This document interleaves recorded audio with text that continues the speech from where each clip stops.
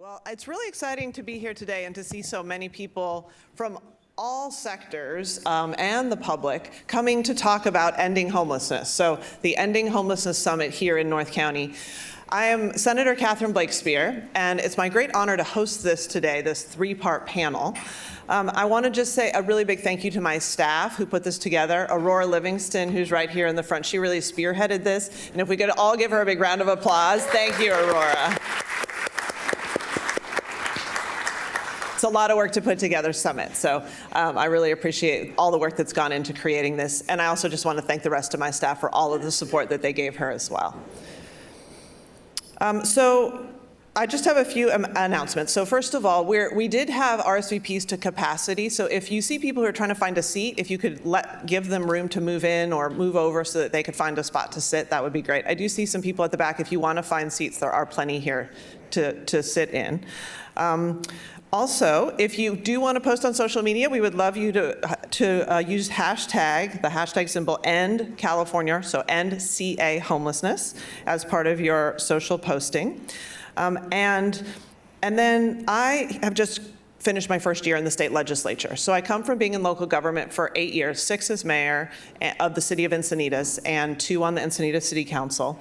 And homelessness was a top issue in an affluent city like Encinitas, and it is a very top issue throughout our state. So when we talk about the main things you want your government to work on solving, whether it's your federal representatives or your state representatives or your county or your city or your local philanthropic leaders or your nonprofits, identifying these core problems in our communities, like people living unsheltered, is something that we really need to focus a lot on. And so I just want to give a couple of statistics that really shine light on this and I think reinforce its importance. So this year, the Public Policy Institute of California found that 70% of Californians say that homelessness is their biggest policy concern. 70% say it's their biggest policy concern. 70% also say that the presence of unhoused people in their local community has increased in the last year. Now, this is disheartening because we know that here in San Diego County, for the 18th month in a row, the number of people becoming homeless has outpaced the number moving into homes. So the inflow is greater than the outflow, which also, of course, means that it is in fact growing. Statistically, we know that. It's not just a perception of it growing. In September, 1,195 San Diegans became homeless for the first time, and 776 exited homelessness. And then I think one of the things that's the most difficult about this is that this is not through lack of effort. So there is a tremendous amount of effort that's being put into homelessness and money. So and many of you in this room are devoting your life to that. You work in this every single day, and I thank you for that, because we know that there is a lot of effort that is being put into solving this problem. The state level has spent $17 billion on homelessness programs since 2018, and this money has helped more than 500,000 people. So we can remember that we would have more people who are living unsheltered if this money hadn't been spent on this. So the money has been spent on constructing new units, preserving old units, converting hotels and motels, building shelters, and setting up permanent supportive housing facilities with on-site services. So unfortunately, this money is not guaranteed, and so these programs are always funded in one-year increments. And this is something that I really talked about at the state level that I thought was truly problematic, that it's not possible to enter into leases, to hire people, to have programs expand in a one-year time horizon. And you don't even do a strategic plan. I mean, a strategic plan for even just 3 years is a relatively small timeline, but 1 year, is almost, it's almost laughable, I think. But the reality of why that's happening is that there's a perception that this is going to self-resolve, that somehow we won't actually have to put this money in next year. So I think there's a very much a reluctance to say that solving homelessness or working on homelessness with a lot of money, with billions of dollars, is going to become an ongoing entitlement, something that we'll need to continue to spend billions of dollars on every year. And I think none of us really like that idea, but the reality is if you have a big problem and you need to be solving it, we do need to dedicate a lot of resources toward it. So this creates a lot of uncertainty, of course, for local governments and service providers to do the jobs that they need to do.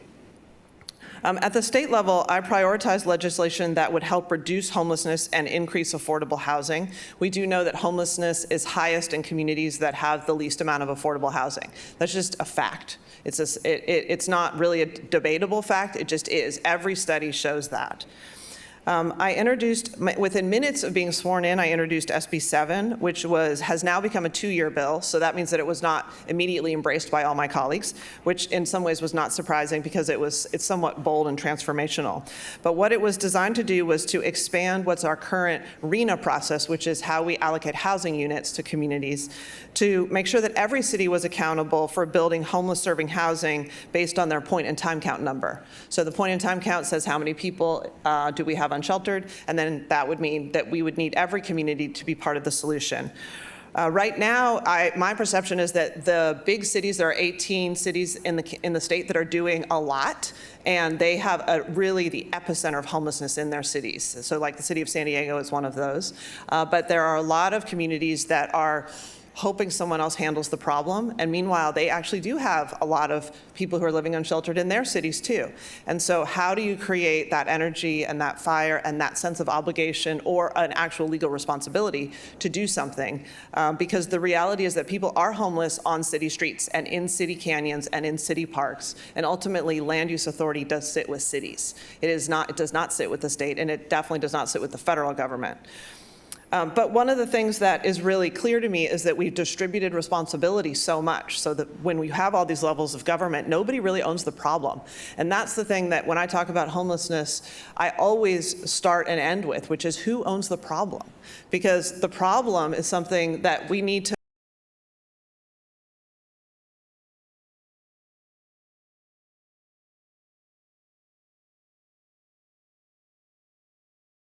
government. One of the things that we did in the city of Encinitas that was very difficult was to get a compliant housing element. So to actually be compliant with state laws around housing that needs to be built in every city. And we faced intense scrutiny, but I very much championed the creation of a safe parking program in Encinitas. And that was the first safe parking program in North County. Thank you. Thank you. And Jewish Family Service is running it. They're doing an amazing job. We have great service providers throughout our county who all are working tirelessly on this. And I think being able to communicate how something like that helps and builds your community instead of degrades and erodes your community, that is one of the important messages that elected leaders, need to always be articulating. And I think we have one of our panels that is called From NIMBY to Neighborly, which is going to be, which is really focusing on that question of how do we embrace more neighborliness and less of an exclusion mentality of keeping out the types of services that we need to help people in our community. So those are things that I think we need to embrace a lot of those types of programs head on if we really are going to confront this crisis. So the goal for today is to find and create ways to implement effective solutions and identify the key actionable takeaways. So one of the things that I believe is that we can all spend a lot of time admiring the problem. And in local government and really at all levels, there can just be a lot of talking about the problem. But then after we get over the hand-wringing about it, it's like, well, what do we do about that? And I think one of the most important things is to breathe energy into the solutions and to create this sense of urgency, because homelessness, we should not normalize people living in public spaces. We want our public spaces available for the public to use. We want our parks, we want our streets, we want people to walk their kids to school, and we want people to live inside so they can have a home, so they can store their life and have all of their actual life be inside of a home. And we all know that from most of us in this room, I'm sure, actually are housed and came from a house. And we know that the idea of not having that would be, it really would be the most devastating thing. And it is the reality for people, increasing numbers of people who are facing that. So making sure that we don't just hand-wring, but we focus on the solutions is what we're here to do today. So we have this really great panel that's up here right now, and I appreciate you all coming up. And I'm going to introduce them here, just very briefly, and then they're going to introduce themselves. But this one is called Navigating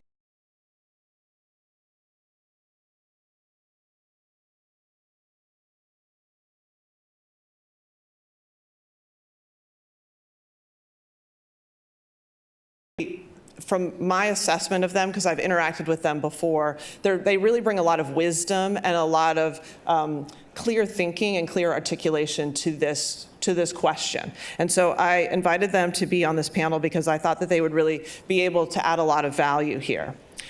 So let me get to where I am. Let's see. Okay, so the first person is Dr. Margot Cashel. So she's the director of the Benioff Homelessness and Housing Initiative at UC San Francisco. So the bullet point I want to mention about her, I'll let her introduce herself, but is that she and her team have recently released the largest representative study on homelessness in the United States in the last 30 years. So the largest representative study of homelessness in the last 30 years. So this is true data. When you're saying, like, what does the data show us? She is the one who led that study. I'm just going to introduce the three panelists who are up here, and then I'm going to give them each about 5 minutes to introduce themselves and talk about a key point they'd like to make at the beginning before I ask them questions. So the next person is Megan Marshall. She is the director of the California Interagency Council on Homelessness. So you might not know about this agency because from my assessment has had a very low profile. She is new to this role, but this is the only state agency in California that is specifically delegated with reducing the prevalence and duration of homelessness in California. So this is the state agency, and she is the executive director of that agency who's tasked with that. And then our third panelist here is Tamara Kohler, and she is the CEO of the San Diego Regional Task Force on Homelessness. So what that is the region's designated continuum of care and official point and time count administrator. So this is the organization that is responsible fundamentally in San Diego County for homelessness. And Tamara is the CEO of that organization.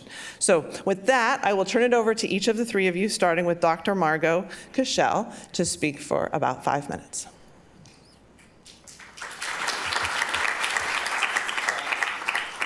Thanks so much for having me, and it's great to be here. So I'm Margot Cashel from UC SF, and I want to say a few things. One is, I think I agree entirely that not only are we admiring the problem, but we're also often admiring the wrong problem. You know, there's so much conversation about people moving from other places. They're not, and I'm happy to provide the data to show that. This is a homegrown problem. And there's so much conversation about mental health and substance use as the causes. And as Senator Blakespear said, they are not the causes. There's no question that people with mental health and substance use are more likely to be homeless, but the underlying cause is our lack of housing. And you can predict the lack of housing that's affordable to the lowest income households, I should say.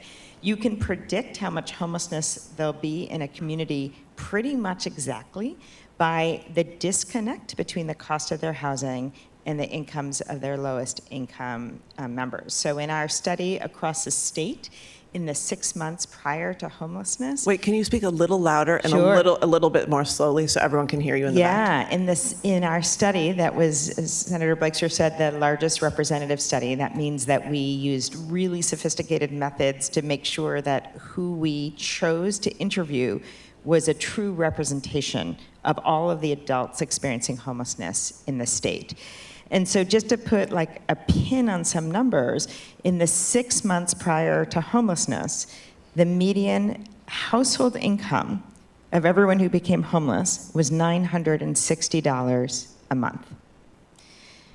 19% of people came directly from institutions, primarily our prison systems and extended jail stays, but also drug treatment centers was the third biggest institution that sent people out to the streets. These are people we know are leaving with no place to go, and yet we weren't providing them solutions that were reasonable.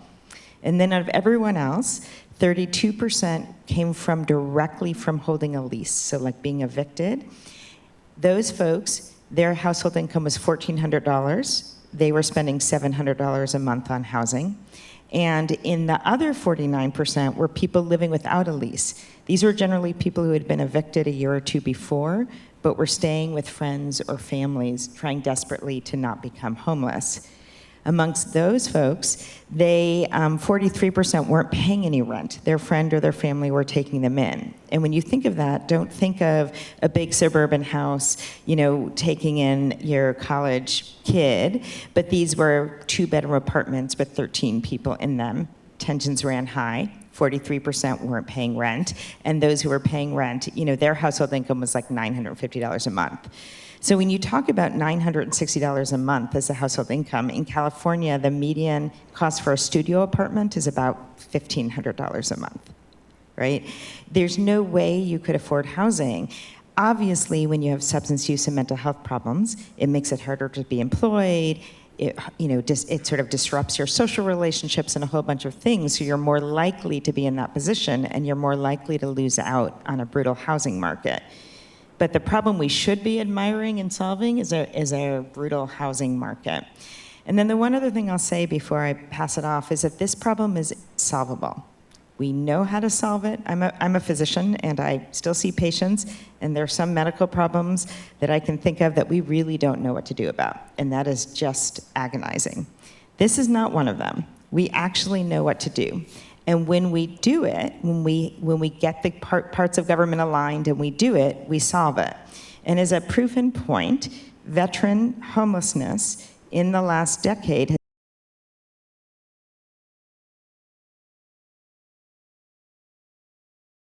Why has it decreased?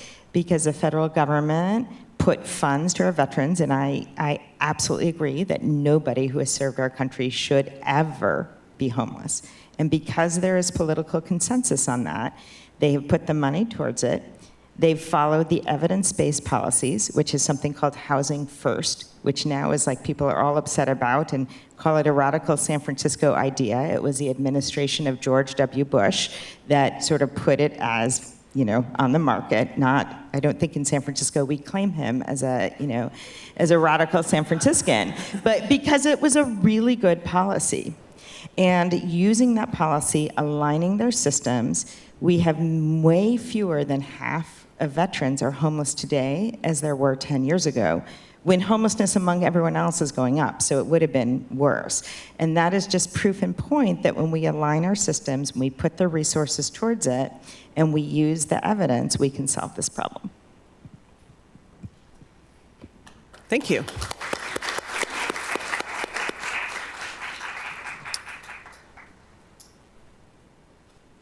Megan, would you like to go next? I would. Thank you, Senator. Good morning, everyone. I'm Megan Marshall. I'm the Executive Officer for the California Interagency Council on Homelessness. Very happy to be here with you all this morning. Prior to my accepting this appointment in March of 2023, so please bear with me, I'm in month 7, but not new to service. Prior to this position, had served just shy of 20 years in local government, all in counties in Northern California. My most recent position, in fact, was Directors of Public Health in 2 Northern California counties for the duration of COVID. And so as my parents like to say, you're an adrenaline junkie then, because you went from a pandemic into another crisis, which is our housing and homelessness situation. Thank you, Mom and Dad. Thank you. Just want to say thank you again, Senator, for the opportunity to come and speak to you all today. Local government truly is where my passion is, and truly, I believe, is where our solutions lie. So happy to be here with you all. A little bit about the council, which, as Senator said, is mostly unknown, a relatively unknown, and still a relatively new entity. We were established in 2017 as the state's designated lead for implementation of Housing First policies. And I think Dr. Kushel did a fantastic job of giving you all an explanation of that. I will just add, some confusion around Housing First is that it is housing only, and that is simply not the case. It's housing first with services to follow, but it's most important that we get folks off the street as quickly as possible. Again, a little bit more about the council. It's comprised of a 20-member leadership group. It's co-chaired by the Secretaries of Health and Human Services and my own secretary, Lourdes Castro Ramirez, who will be leaving us in short order to go back to her own passion work at city government with the city of Los Angeles. So We will miss her dearly, but what we've lost in state leadership, we've gained in a local partner. But included in the 20-member council is 18 representatives from state agencies and departments, including folks from my most recent department of public health, social services, our colleagues in behavioral health, among others. So to directly complement this work, we also have an advisory committee, which is made up of 31 members, including those with lived experience, of which Dr. Kushel is also a member. So we thank her tremendously for her, one, for her extraordinary passion in this work, but for her tremendous and seemingly limitless energy for all that she does. So thank you, Dr. Kushel. In addition to our policy efforts, Cal-ICH is also tasked with administering 2 substantial grant programs that are integral to increasing the capacities and solutions in communities across our state. I'll highlight those 2. The Encampment Resolution Fund, actually the city of Carlsbad applied for and was awarded approximately $2.3 million in this competitive application. This application is meant to focus on one particular encampment in communities and essentially throw everything in the kitchen sink at an encampment of concern. So we congratulate our colleagues at the City of Carlsbad for that application and very much look forward to your work. The second, and more substantially so, is the Homeless Housing Assistance and Prevention Program. That application is available to jurisdictions, and that includes our 14 big cities, our counties, and our continuum of care counterparts. And so substantial investments made there as well. I think Senator quoted since 2018, the state has made $17 billion of investments into this crisis. More than half of which has been administered by the very small but mighty team of Cal-ICH. So to my team back home, who is actually a statewide representation of staff, thank you for your tireless work. So with that, just my goal for today, I know that there are many, but my goal is truly that we leave here inspired to work collaboratively, collectively, and to leave with a mutual understanding of, as Dr. Kushel said, like truly what we're trying to solve for. So very much appreciate that. And with that, I'll thank you, Senator, for having me again and pass it over to Tamara. Well, good morning, and thank you to the Senator. She and I have had a lot of conversations about this. As she said, I'm Tamara Culler. I'm the CEO of the Regional Task Force on Homelessness. We are what is known as a continuum of care. It's a federally authorized, in statute responsibility, and it's a geographic responsibility. So we have the same footprint as the County of San Diego. And I think that's an important piece, that our direction and authority comes directly from housing and urban development on a federal level, but is organized in a way similar to ICH, where we have a 31-member board of folks who are invested in this work. We have county board of supervisor representation. We have a city council member on that board. We have housing authorities. We have public health. We have education. We have law enforcement. We have service providers. We have folks with lived experience. Our primary role is a planning body. Our role is to really bring people together around the proven practices and strategies around this work. And as the senator said, one of the great challenges is there are multiple people who have multiple roles in this space with different funding sources. And how we bring that work together intentionally is critical to the solutions. And I think proven not only strategies, but real numbers and reductions in outcomes. The importance of really understanding how communities work together. Large cities kind of have an infrastructure that they can lean in on their own, but smaller cities and regions really have to come together collectively is one of the biggest challenges.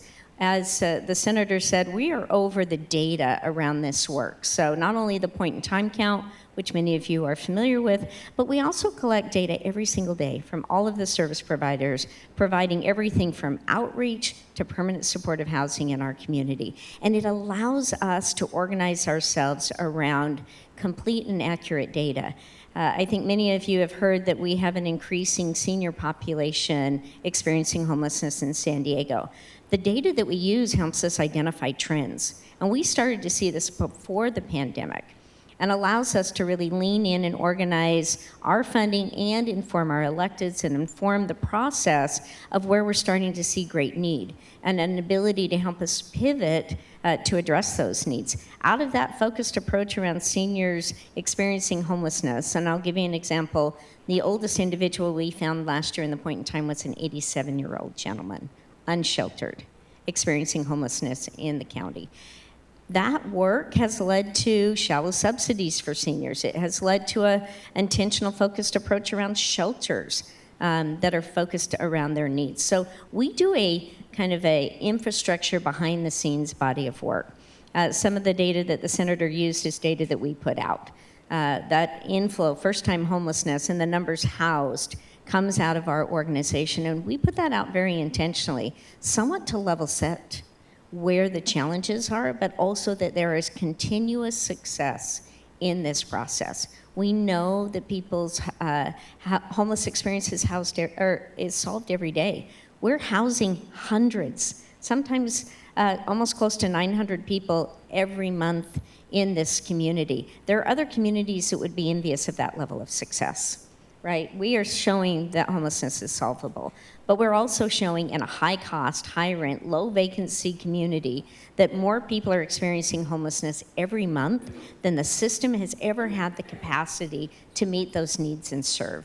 And so the importance of our role is really to organize, provide the data, policy practices. We do significant training for frontline staff, for outreach workers, for case managers in this work, but we also lean into advocacy, policy, and holding those practices. So also giving our electeds, from your city councils to your mayors to our senators, true data, understanding what's happening in their community, and also being able to advocate with them and for them, not only on a state level, on a national level. Because we also need our federal government to fully fund to the scope and scale the solutions that are needed. As Margot, Dr. Keschel said, the veterans have done a fantastic job at that. Understanding that they made a commitment that was a long-term commitment. It was not short-term one-time funding, it was a long-term investment.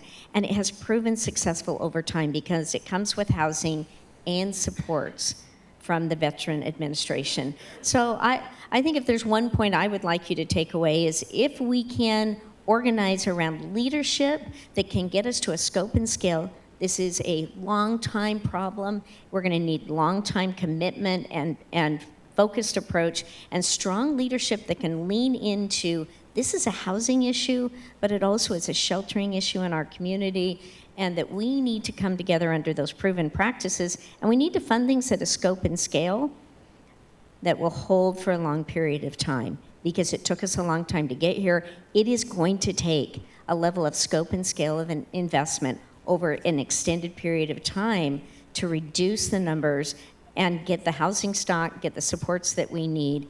Doing that with a strong leadership is how communities reduce their numbers and solve homelessness as a collective group. Well, thank you. I'm going to ask a couple questions up here and then go to your questions. So if you have questions, staff has cards, and you can just raise your hand and collect a card and write it down. We also have a QR code in the program. If you would rather do it on your phone, you can submit a question through the QR code. So my first question, I'm going to start with Dr. Keschel. So one of the things that you said in your remarks just now was about essentially people don't have enough income to afford housing. And so we have these big structural problems in our community where our economy is not in line with providing for housing because housing is so expensive and wages are low. And there's also a portion of people who are just not going to be able to work to earn money, and their disability check is not big enough to be able to afford housing.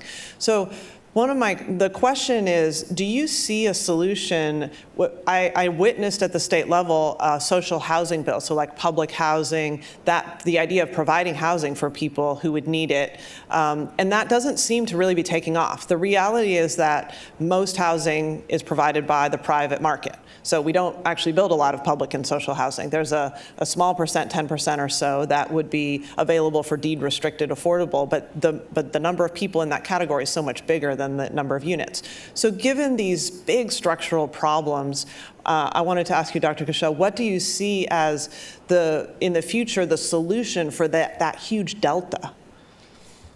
So I think that's exactly the problem, and I think this is one of the reasons why you asked who owns this problem and who gets blamed. And I think one of the problems is that the people who get blamed are often, in some ways, the least able to solve it, and the people who have the most ability to solve it, no one ever thinks of.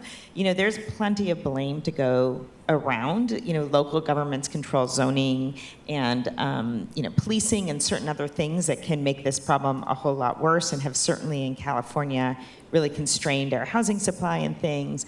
But I think that without getting the federal government involved, because they are the ones who can do the scope and the scale, to be honest, it's going to be hard to do it. I see a lot of good movement at the local government and at the state level right now, actually trying to unwind some of the problems in their sort of control that got us into this mess. But I fear that it's been hard to get Congress to move on the big picture problems. I mean, the truth of the matter is that if you are on SSI, your income is about $1,000 a month. And if you've worked your whole life and have a disability, but you've worked in a low-wage job, your income might be $1,400 a month. And that we fought really hard for a minimum wage of $15 a month. And there's just this huge delta between the housing costs.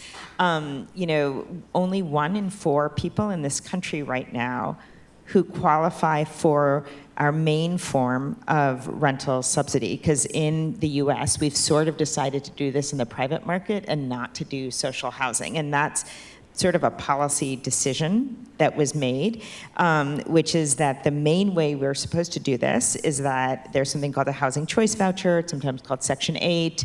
It's a voucher given to a household. They use it on the private market. It basically they pay 30% of their household income, and the federal government picks up the rest. But right now, and there are lots of problems with it, right? Like even people who have them in high-cost markets like San Diego have a lot of trouble using them. There's a lot of discrimination against people who have it, so landlords discriminate even though they're not supposed to. And there are plenty of people who need housing supports who don't meet the criteria. But you put away all those problems, and still only 1 in 4 people who qualify get them. And if we reversed that, if we fully funded that program, it would really make a transformational difference. In a lot of parts of the country, it would pretty much end homelessness within 6 months.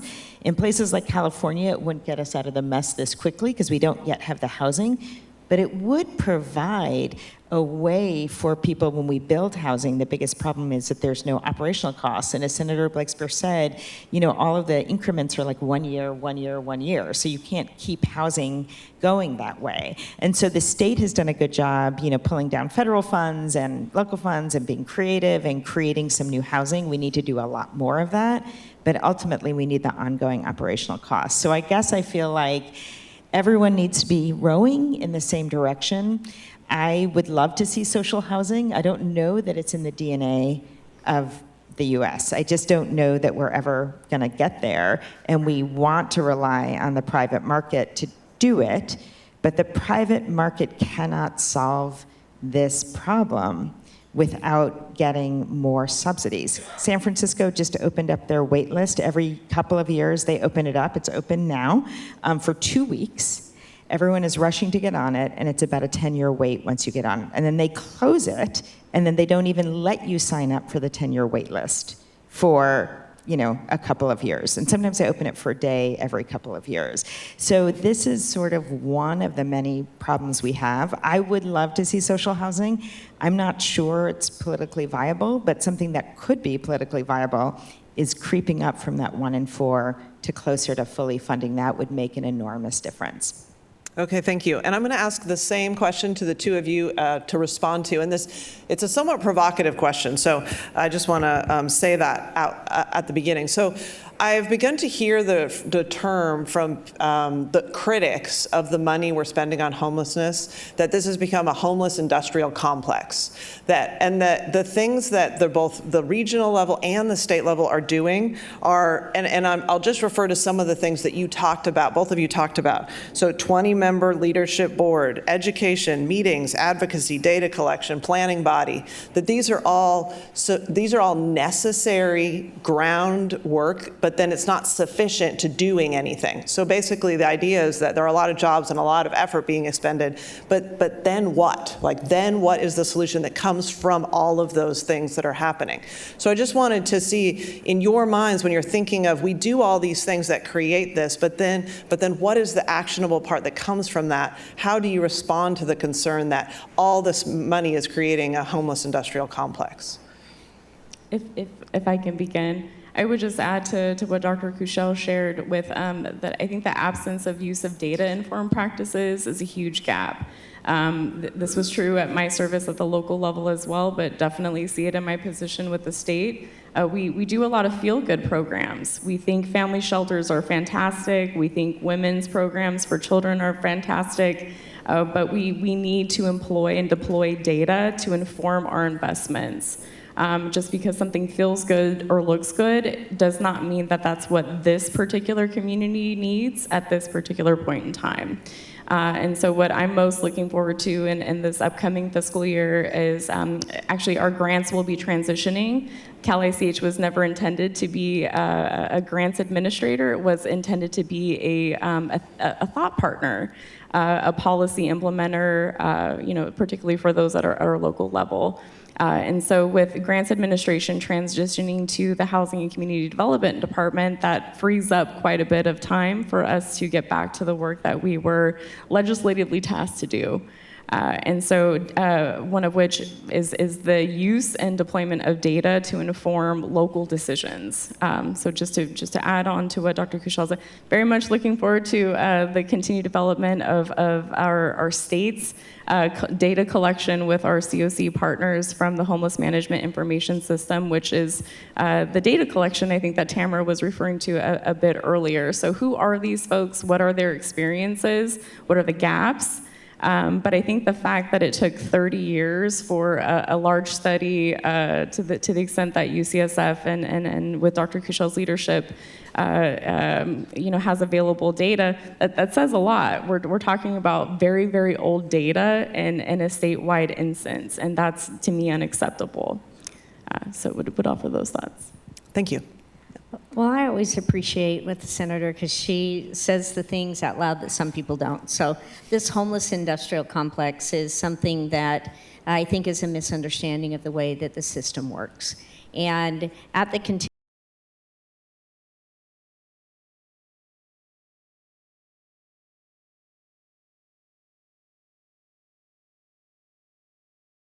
years, I have the same size staff that I had when we had a very small budget. Our job is not to build more jobs in our organization, but to strengthen the work happening in the community. And I think this understanding of like, well, there's all this money coming, why is the problem getting worse? And it's also important to understand that a lot of that funding, similar to the housing choice vouchers, that is to keep someone housed. So $30 million invested into this community every year is not new money for new people. A good portion of it is to keep the people housed that we've worked so hard to get them into housing. And the investments don't keep up with the pace of increase of our own populations, and it doesn't keep up with the pace of the need. And I think the question of, we've been putting a lot of money into this problem, and the problem's getting worse, really goes back to something that Dr. Kuchel said, is it's a financial issue, it's a housing issue. The system that serves people experiencing homelessness does not create homelessness. We are not the prevention side. It is really hard for us to predict who and when people will experience homelessness. The greatest predictor is our housing cost, our housing stock, and our availability. Once someone experiences homelessness, It is a very under-resourced system because it's a one-year funding cycle over and over. And so think about your own personal budgets. How many of you would make long-term commitments if every year you weren't sure you were going to get the same amount of money doing the same job in the same way? We need to think about this work differently. And I think we need to respect the fact that there are a lot of service providers, there are a lot of frontline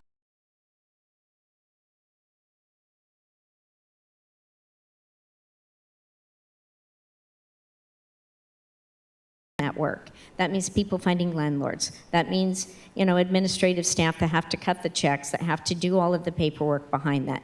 That homeless system of care is what works to get people safely into shelter, assessing their needs so they get the care that they need, and then to sustain them in housing so that they're not returning. But that has a cost. And those housing costs, they pay 30% of their income, so it isn't free, but it does have a cost. And if you're a renter, I am, and your rent went up, also the rent for all of those that we are supporting in housing goes up as well.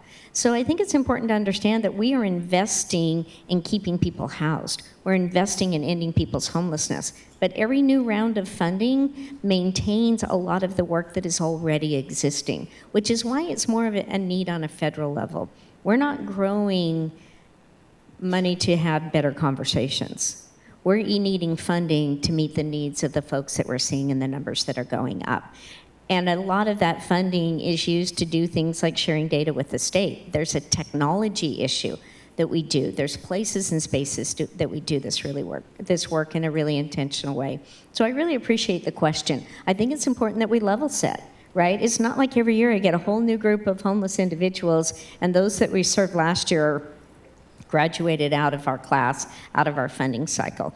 That's also something on a federal level that we really need to lift up, right? We're not getting additional funding. If our class sizes were increasing, you would want more funding. If we were seeing more people showing up in our hospital system, you would want more funding. It's unique that in this system, the more the need is, the less we want to fund what it takes to solve those problems. Great. So I have a number of questions in front of me, and I really appreciate seeing them because you can see what people are thinking about and what they're posing. So I'm going to read a couple of them and even answer a couple of them, and then also turn it to you to answer in your interest. So one of them is that other states are losing their populations and housing is cheaper to provide and build there. Why not coordinate to move unhoused people there? And then another question is, why is homelessness not just the responsibility of the homeless person?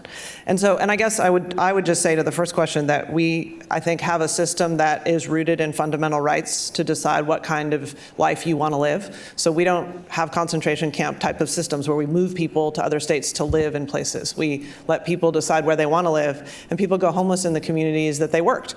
So they were working, or they had family, or they had their faith community, or they grew up, or they went to school in the community, and then they lost their housing, and they're largely homeless in those communities. So, the idea of just shuttling people around and saying you have to live over here, I think that is really anathema to the values that we hold as Americans. And then I think the question of the homelessness, not the responsibility of just homeless people, is that I think a lot of people don't want homeless people living in their public spaces. So this has become more urgent and more visible, and that is also what's driving a lot of the change that we're seeing, is because people are not homeless just away from the public eye, they're homeless in front of people. And my feeling is that it really rips at our own humanity to see those people. It's not just the suffering that they are personally experiencing, it's all the rest of us who are walking by them and unable to help them. And I know as a mayor, I receive so much outreach from people who would say, I want to help this woman, this older woman, what can I do? And the reality is, I don't know. I mean, there are these service providers, there's the continuums of care, there's all these nonprofits, and we can hand a flyer out and, but it's like, what can we do? We have to have a system, which is what they were just describing is so important, to get people into help for the benefit of them and for all of us. But I also just want to give one other question here, which is, can more of the empty office and commercial buildings be converted to housing for low-income or unhoused people? And then another question, so I'll let you answer any of these that are interesting to you. Black people are overrepresented among unhoused people. What is being done to address that? And I think if my memory serves me, our state population is about 13% African American or Black people, and our homeless population is 40% Black people. So it's a substantial overrepresentation of Black people in the homelessness population, and that is truly a major problem. So any thoughts on that? Go ahead, Dr. Cashel. Well, I think it's really important to name racism as a driver of this problem. So, as you may or may not know, until very recently in our collective history, it was legal. So until the late 1960s, it was legal to discriminate in housing. And the effect of that was that basically Black and brown people were by law kept out of the means to buy housing, which is the main way that Americans have transitioned to intergenerational wealth. So you were allowed to say that you can't sell, that Black and brown people can't live in this neighborhood. There were, sometimes you might have heard of redlining, areas where only white people were basically allowed to live. And then the banks, with federal banking, and this was legal, federal backing, were basically said, if you live in those neighborhoods that the Black and brown people are allowed to live, we're not going to give you a mortgage. And there were lots of other forms of discrimination, but this in some ways has been one of the most insidious. We still live in those redlined areas. If you were to land here from Mars and try to guess where those red lines were, you could guess still, because we still live in very segregated areas. This is the single biggest reason why Black and brown households have this enormous wealth gap between white and Black households. There's gaps in income and things, but there's also enormous gaps in intergenerational wealth. Black and brown folks are much less likely to be homeowners. I'm a homeowner. I get an enormous subsidy from the federal government because I don't have to pay taxes on the interest on my house. In what moral universe would my husband, who's an attorney, and I, who's a physician, get a huge subsidy for our house, and the patients I take care of, who are the working men and women of San Francisco working in low-wage jobs, get no subsidy, right? That's how racism works. Right now, we don't have there are fair housing laws. You're not allowed to discriminate, but their wealth gap exists. It also means if you're a homeowner, I can have, and I always do have, like family members living with me when anyone goes through a hard time. If you're a renter, you can't do that because it's a lease violation to have people living with you. So there are all these ways that we've created this problem. You add to that discrimination in the criminal legal system, discrimination in the employment system, which has been really, well shown, and in educational systems. And since we still live in those redlined areas effectively, and we pay school taxes with local taxes, if you live in a suburb, which is mostly white, your schools are going to be much better funded than if you live in sort of a formerly redlined areas. So Black folks are about fourfold overrepresented. In the state, it's about 6% to 7% of the state identifies as Black or African American, and 27% of those experiencing homelessness do. Native Americans are about eightfold overrepresented in the homeless population, and we have to be honest about the roots of this problem and what gets in the way of our solving it. Okay, I'm going to stop you there with that answer. Thank you. And I want to give a couple more options to the others here. So one, Tamara, was a question specifically for you about what is a San Diego program that you think has been the most successful in showing real success in getting people housed? And I'll just let her start thinking about the question. What do you think should be done about service providers not following housing first? So do you want to start, Tamara? Well, thank you. I'm going to give an example of a collaborative approach that I think was most successful. During the pandemic, all of the leaders came together in the city of San Diego, where we had a challenge of a high and sheltered population. And we did a large approach of sheltering folks at the convention center. I think most of you are familiar with that. But one of the greatest and most successful things about it is we had united leadership, that we brought in our service providers and our public health and our county and our elected leaders, and all of the money was sort of pooled in the middle. And not only did we shelter folks, but we housed them in the pandemic. That is literally one of the most successful things I have ever seen in my career. because not only were we safely protecting people from a health crisis, and you had to really understand the advantage of the convention center, ventilation, adequate bathrooms, showers, laundry, but it was the intentional focus on getting folks housed that was so successful. In fact, we had a shelter in there that was just for veterans. We brought an external shelter in, and through that time, we were actually able to close that shelter because we were able to house all the veterans that were sheltered there. So the most successful programs are housing programs. The most successful strategy is when everyone is doing that collectively together. We have a number of programs that meet people's needs, safe camping. We have different levels of shelter. But the most successful will always be a housing program. The most successful approach is that coordinated and collaborative way of pooling our resources and staying doggedly determined to house people. Thank you. I believe the housing first question was for me. So first and foremost, I'll say one of my most frustrating experiences at the local level was when the state said you should do something, name it, whatever it is, A, B, and C. Like, you don't know what's happening in this community, but housing first is not one of those policy, I would say, gaps that we have or should have.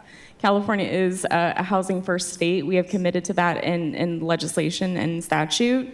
And so with deep technical assistance to our cities, our counties, our COC colleagues, absent that and any progress a service provider is committed to making and moving in or committing to housing first, there has to be financial consequences. Okay, thank you. This next question is about our overall economy. So if low income is a major reason that people fall into homelessness, why are minimum wages in expensive areas still far too low for the cost of living in or near the places where people work? And then it goes on to ask about good paying jobs with decent benefits. How can we bring back the Works Projects Administration and the Civilian Conservation Corps?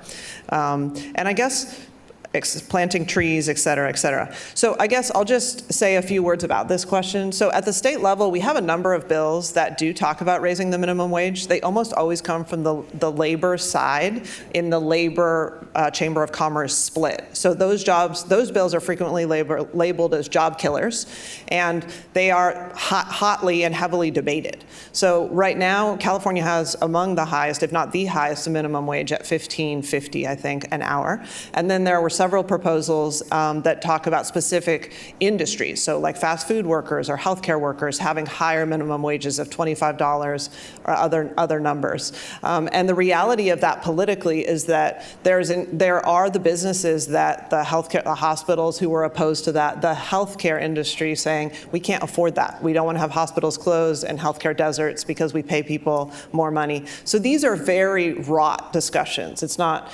easy to just say people should be paid more. And so just to get, and I also, the Civilian Conservation Corps, that's really very much a federal effort. There are several state efforts that are of smaller scale that also do hire people, like Climate Corps there is now and some other things. But, that is something we would need the federal government to be involved in. I think another question that has been posed here is, how do we stop homelessness before it begins? So, that prevention question, and I know that there were a number of bills having to do with basically making it harder for landlords to evict. But in some ways, there's a reality to a number of landlords, who have communicated with me that say, someone wasn't paying rent for 2 years. Like, I have to be able to evict them. I'm a mom and pop landlord. We can't have a system where you can't evict people when they need to be evicted. So, there is a balance here. But I wanted to know what your perspectives are on how do we stop homelessness before it begins. And I'll just say that we just have about 3 more minutes, and I want to try to stay timely. So we'll have a short break, and then we'll go on to our next panel. So I'll let each of you answer that question and then offer any concluding remarks. Yeah, you want to start, Tamara? Yeah, I'll go ahead and start.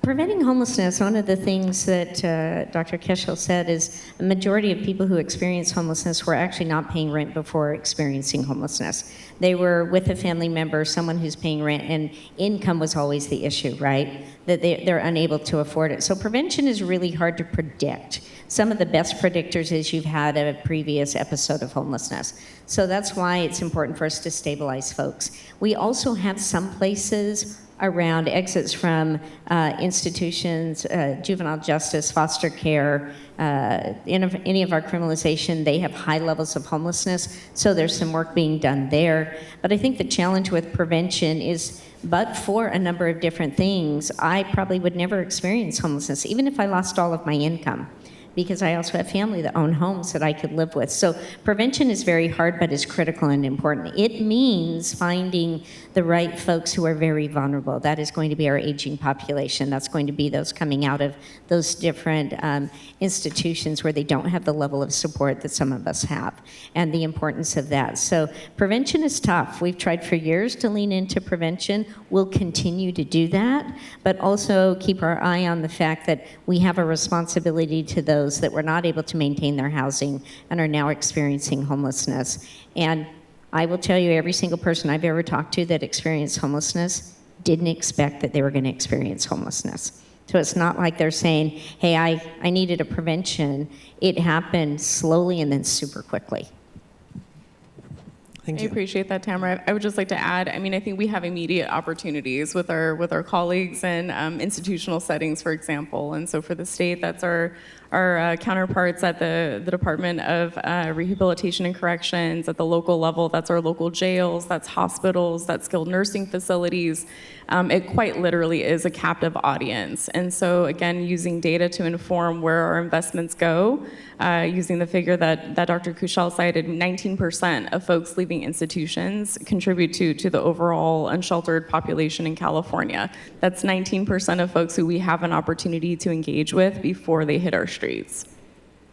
Thank you. Would you like to answer that too? Yeah, I just agree. Prevention is hard to do because it's hard to predict who's going to become homeless. There are some best practices, but I do think focusing on the institutional exits, because those are the folks we really know, that seems like a really good way to start.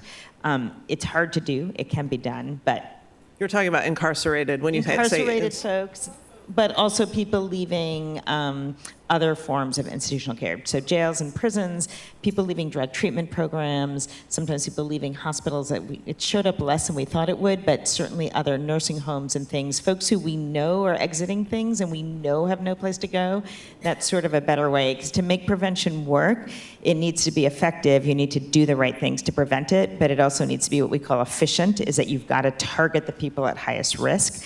And there are ways to do it, being homeless before, and there are certain other indicators, but it's remarkably actually hard to pinpoint. So in some ways, if you had a limited amount of prevention dollars, institutional ones are a really good way to go, because those, it's like almost one-to-one. You can predict much better. Great, well, thank you. This was a fascinating discussion. Let's give a big round of applause to our panelists. Thank you. So we're going to take a 10-minute break, and we'll start promptly at 10 a.m. with the next panel, which is called From NIMBY to Neighborly, Bridging Divides for Homeless Solutions. Here. He represents District 1 on the San Diego City Council, and this district falls entirely within my state Senate district.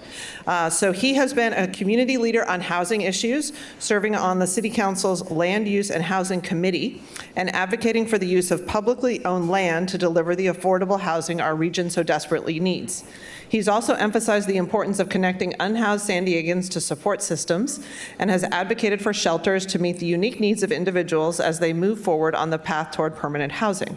So he's going to be moderating this panel, and I'll let him introduce our esteemed panelists who are here today. And thank you again so much for being here. And I also want to say a big thank you to the City of Carlsbad for hosting us. So this is a great room. It's a tremendous facility here with this stage and all of it. So I just want to say thank you so much to the City of Carlsbad for that. Thank you.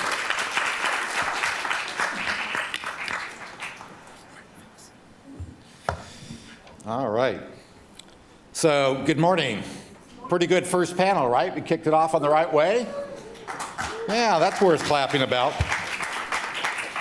So I want to thank Senator Blakespear for organizing and her staff for putting this summit together. I want to thank my colleagues here on the panel, and also want to thank all of you for taking time out of your busy schedules and the good work that you do every day in this space. So I'm going to offer some initial comments on this intriguing topic here, and then we'll turn it over to our panelists. As we've said, we cannot solve homelessness without building more affordable housing. And I'll actually start to call it truly affordable housing. Extremely high housing costs, rising rents, rising utility rates, wages that don't keep pace have caused San Diego to become one of the least affordable regions in the country. And as a result, the unhoused population continues to expand faster than we can house them, as we heard in the previous panel. For those that are housed, that one unexpected bill, being laid off or incurring a disability, may result them in losing their home.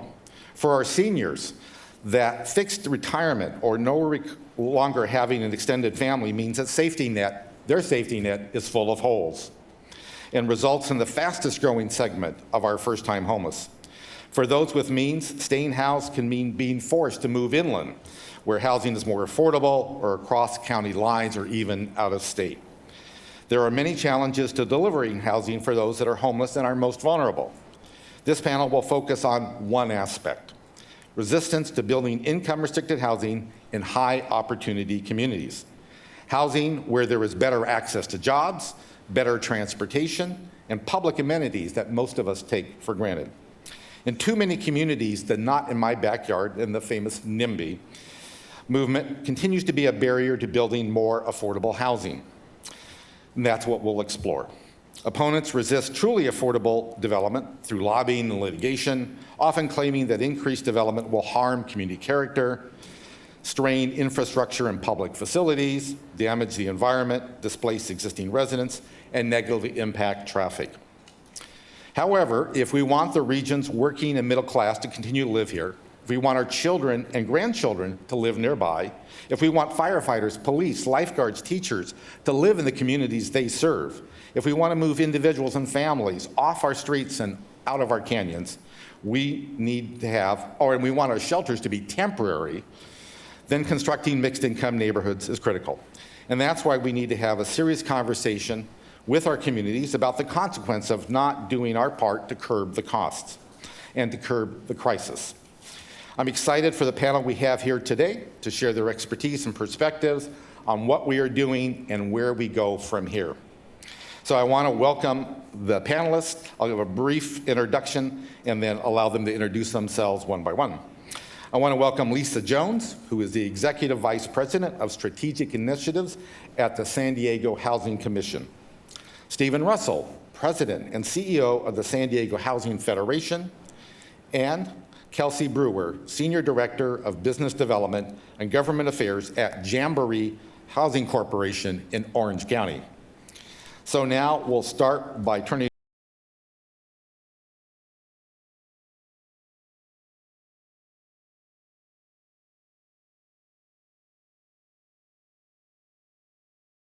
How's this? Better? Okay, there we go.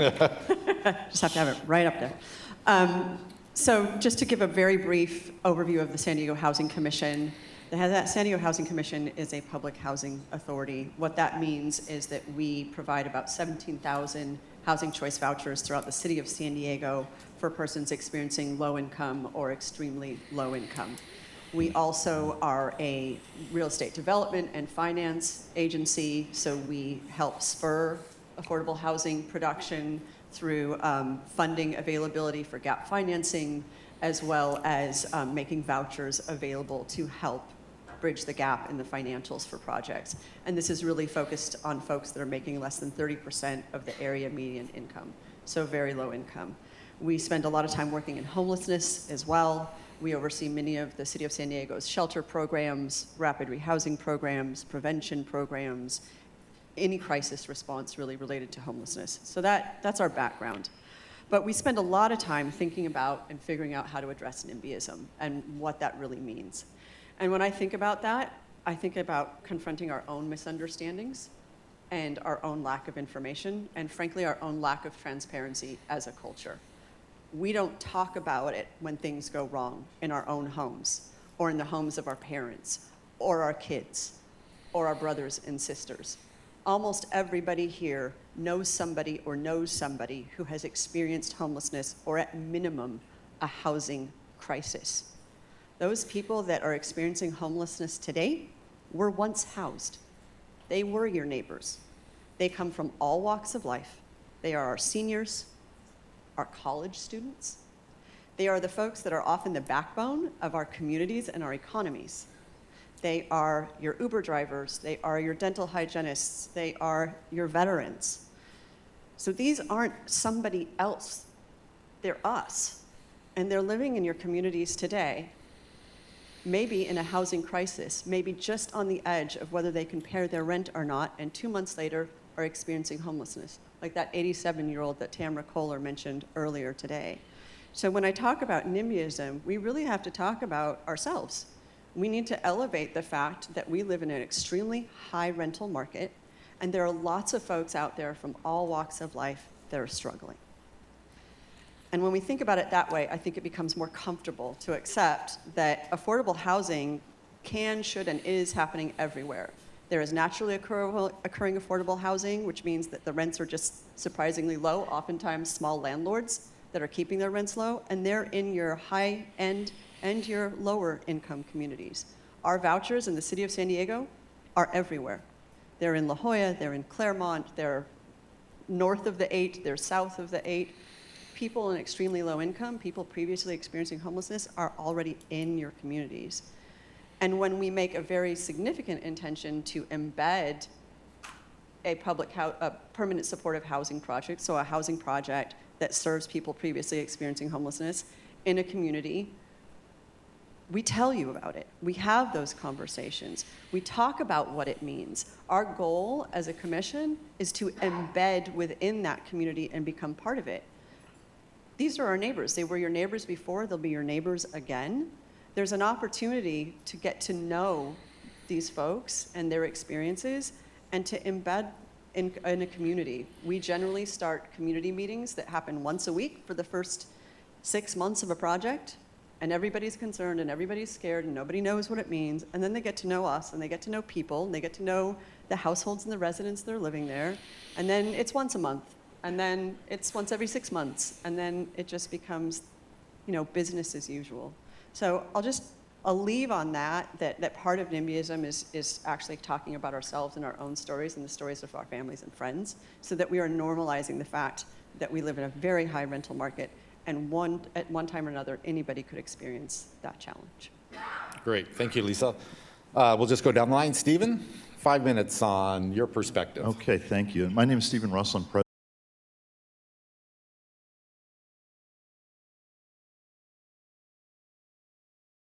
The interest that I see in this room. The Housing Federation is a 501c3. We're a nonprofit, and we are really a federation of all folks who are working on homelessness and affordable housing in the region. So whether building it, operating it, providing resident services there, financing it, being an advocate in general. I mean, all of those folks are our members, and our commitment is to seeing that everybody in San Diego County has a safe and affordable place to live, because no other social goods are possible until you actually have a place you can wake up and your meds are there, your children are safe, your ID papers are there, your homework is somewhere you can access it. All of those things are so fundamental to just having a normal, healthy life and realizing your potential. That is the ethos of the Federation. When we talk about homelessness, you can't talk about it as a single thing. It is the result of so many different forces. And one of the things I think is important is to recognize that it is not, we think of it as a problem of poverty. It is actually a problem of prosperity. Now let that sink in for a minute. The reason this is, if you look nationally, is what is causing extreme homelessness, extreme numbers of homeless across America. There's a really great book, Homelessness is a Housing Problem. It just walks through the data really in a straightforward manner, and basically shows that if you want to create homelessness, you want a recipe for homelessness in a large city, have a successful economy that's generating good, high-paying jobs at one end, and constrain the supply of housing. And I promise you that maybe not 1, but 5 or 10 years later, you're going to start to see a burgeoning homelessness problem, because you are creating an economic attractor, you're bringing in folks who have resources, and you're not providing housing as an outlet. So what happens is folks who are middle income, who are wealthy, they always are housed and they get their choice.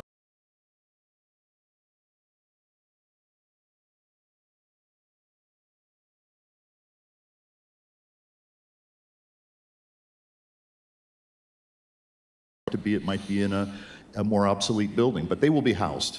If you're middle income, almost guaranteed you will be housed. It's the poorer folks who are the lower third of the income bracket, actually lower half, that struggle because the housing that is there is being mopped up by folks with more resources. And so you look at an area like North Park, which is my heartland. How many of you have been to North Park? Right, it is like the Kansas of San Diego in some ways. Everybody's from there at some point in their lives, it feels like. And when I was younger, and I've lived in this neighborhood for 40 years now, since in my adult life, it used to be the reservoir of naturally affordable housing. That is housing that just rented for a low price. It wasn't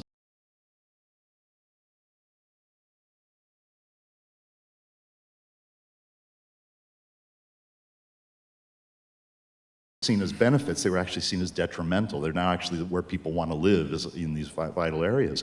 But that housing has been bid up by the fact that there is not sufficient supply of market rate housing. And so, a perfect example is Blackstone came in here. You've heard of Blackstone?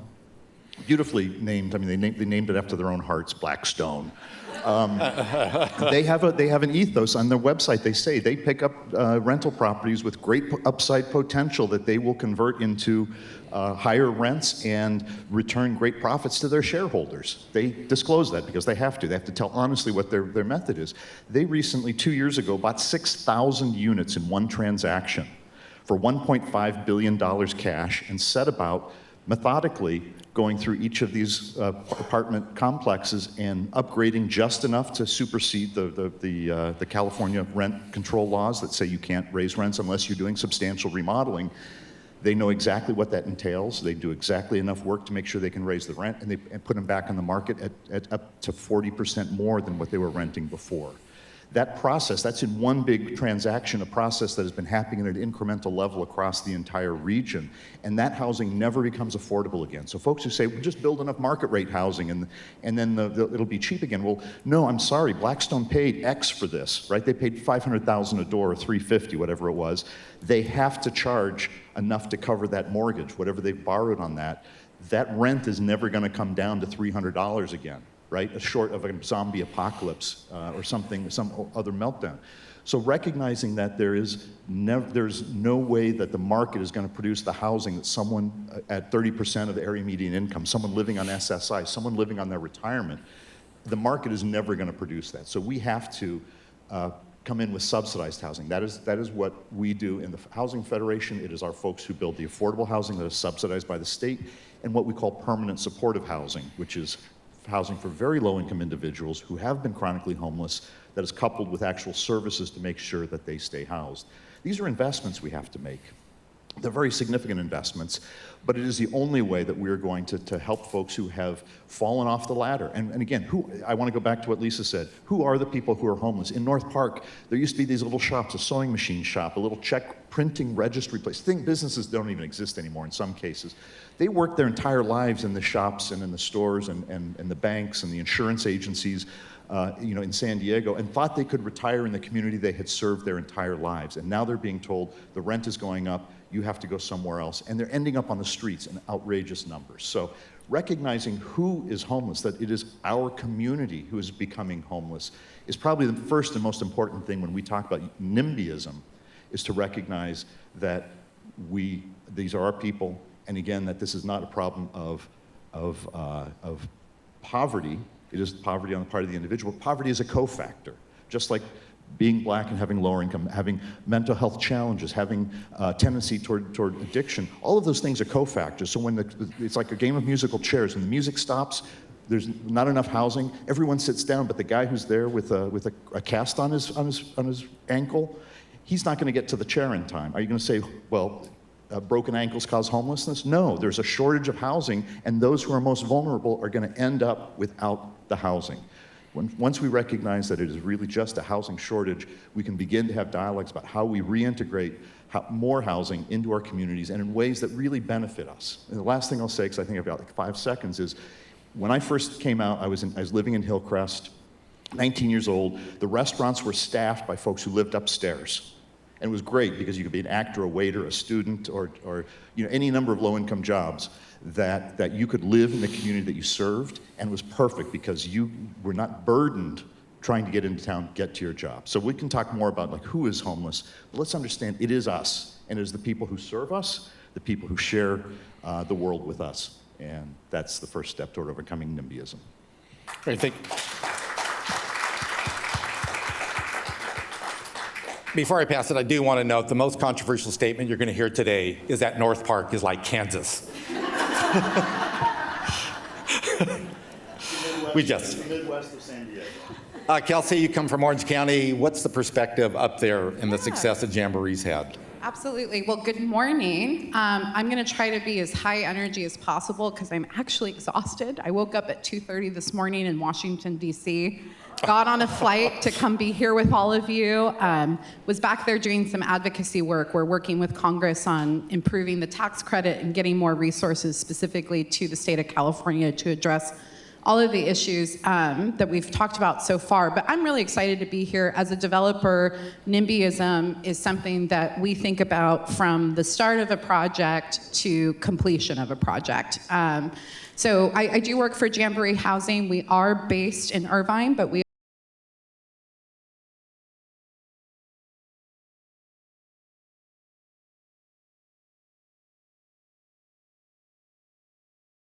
kind of neighborhood that you can imagine. And in addition to the advocacy and business development work that I do, I also oversee our community outreach process. And so I am oftentimes the one in front of either very, very happy people that are excited to welcome this housing into their communities, or very, very angry people who think I am there to ruin their way of life and steal their children. So it's a nice little dichotomy. What I want to focus on just with the quick 5 minutes that I have are kind of three things. The first is education.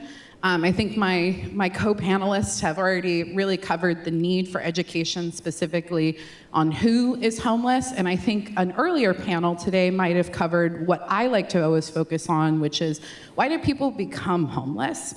I think there's a lot of empathy that you can create when you understand the fact that a lot of our unhoused neighbors are seniors or veterans or single moms, but it's also really helpful to understand why people become homeless. I think once you are living in an unhoused situation, a lot of times people assume things about you. They assume that you have severe and persistent mental health issues. They assume that you're on the streets because of a drug addiction. And what I always like to talk about is that the reason that somebody becomes homeless and the problems that they face coping with homelessness on the street are often two very, very different things. I mean, we now have a definitive study from UC San Francisco that says with authority that the reason we have a homelessness crisis in the state of California is because people don't have enough access to economic opportunities that allow them to provide for themselves. I think that's a really good place to start because a lot of folks miss that when talking about this population. So in addition to talking about the folks, from a demographic perspective, who they are, also talking about their stories of how they ended up here can also really humanize folks. The other thing I like to talk about, in addition to educating the community, is engagement of the community. And I think engagement is a loaded word. It means lots of different things to lots of different people. How we try to do our engagement is, one, meeting people where they're at. A lot of times, if you host one community outreach meeting in person, and folks don't show up, and then you say, well, we did community engagement. That makes people upset because how are they gonna get there at 5 p.m. on a Wednesday halfway across town?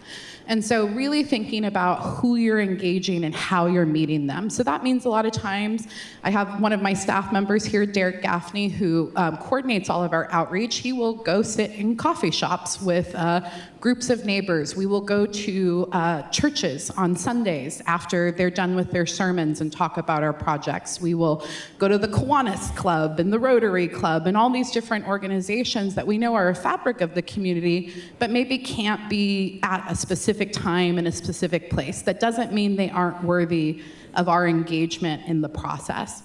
And then the other thing I like to always note is that engagement doesn't end at entitlements. And this is where I think my colleagues in the industry, we need to do a little bit of work, is that sometimes once our projects are approved, we disappear.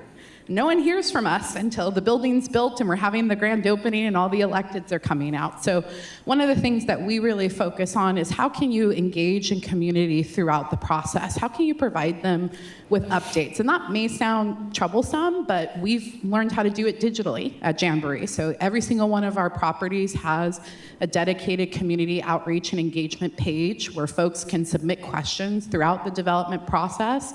We respond within 48 hours. We're also pushing out updates to the community about, we just got our funding for this. You can expect construction to start on this. And what it does is create a sense of buy-in from the community that we're gonna be here to answer your questions. We're not just kind of coming in and leaving. And then the last thing that I like to always talk about, my third E, if you've been following the E's, is energy. I come from a community organizer background, so I'm very, very conscious of where I put my energy when it comes to overcoming NIMBYism or overcoming challenges when it comes to building housing. I think a lot of times our focus and our energy is on the polar opposites. It's on the 20% that hate a project, regardless of what you do, they're never gonna like it. Everything has to stay exactly as it was when I moved here in 1965. Great. I don't need to try to convince you otherwise. You seem pretty committed to that viewpoint. And then all the way on the other side, you've got the YIMBYs, right? Who are gonna love everything that we do and everything that we build, and housing's great, and they're gonna turn up and they're gonna show up. I love them, I don't need to focus on them. Where we miss a lot of people are the folks that are quieter in the 40%. And how do we reach out to them, and how do we spend our time and energy on them? Because they're really who's gonna make the difference at a community outreach meeting or at a council meeting. Because oftentimes your council members already know the people in these two categories, they've heard from them often. It's when, the local business owner that we met with 6 months before we started thinking about a project to talk about how homelessness was affecting his business and how we could provide permanent supportive housing to address some of those needs. When he shows up to council and speaks in favor of it, that is worth our time and energy, getting those people to become supporters. So that would be kind of my perspective from the development community, is it's that education early on, it's that engagement that is in the community, not having the community come to you, that is repetitive and ongoing, and it's being thoughtful about where we spend our energy and how we try to mobilize people in support of building much necessary housing in this community and throughout California.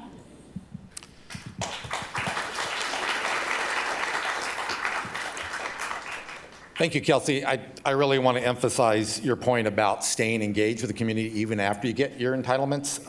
I came from the development industry, and the one thing I think that drove people crazy was you showed me pretty pictures to get my support, and then things changed, and then what actually got built looked different, and it just adds to that suspicion and cynicism about what developers are doing. So, and staying with it all along. So I really very, very much appreciate that. So one, to the audience, we'll take questions as well. There's a QR code to submit your questions, or there will be staff out there with cards if you want to submit questions for this particular panel. One of the things that I think about is the previous panel talked about that just really seems to be no traction for public housing or social housing, even though government might theoretically have an easier path, not have to worry about complex capital stacks, the entitlement processes, et cetera, that there's no appetite for that. Then if you may have noticed in the Union Tribune a couple of days ago, two people that I would consider to be leading community members from a land use perspective, a great reputation, kind of made a pretty good argument about stop putting density in our neighborhoods. Why don't you put it in our job centers? Why don't you put them on transportation corridors? Which to me just kind of fed the NIMBY moment. Even though I respect those two individuals, it was a particularly frustrating thing. So I'm going to put a kind of maybe a little bit of a provocative question. We have 18 cities in the unincorporated area of County of San Diego. When those small cities, especially the small cities, were formed, nobody was thinking about housing, nobody was thinking about mixed income, balanced communities at all. It was, do you have a tax base? Can you define an area of concern? And yet, when we do the regional housing needs assessment, we apportion it city by city by city. And therefore, we're creating that battle, right?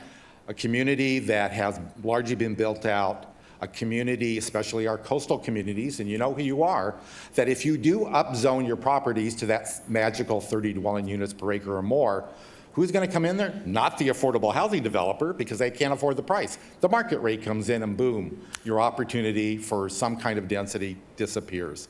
So is it really the most productive way, or is it important, is it the most productive way to get that affordable, to get those mixed income communities, or do we continue to have that struggle going forward?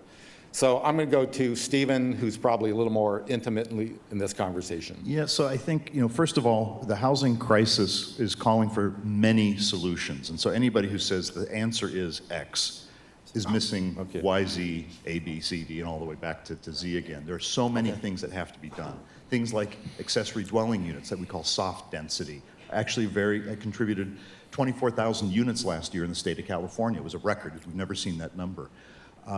Do we want to continue to be working in these higher density transit corridors? Absolutely. The preferences for the funding we get from the state is to be near goods, near services, near transit, near schools. So those sites are always going to be preferred because that is what actually gives people good quality of life and frees them from the additional household cost burden of having to own a car simply to participate in the basic activities of society, which are work, school, etc.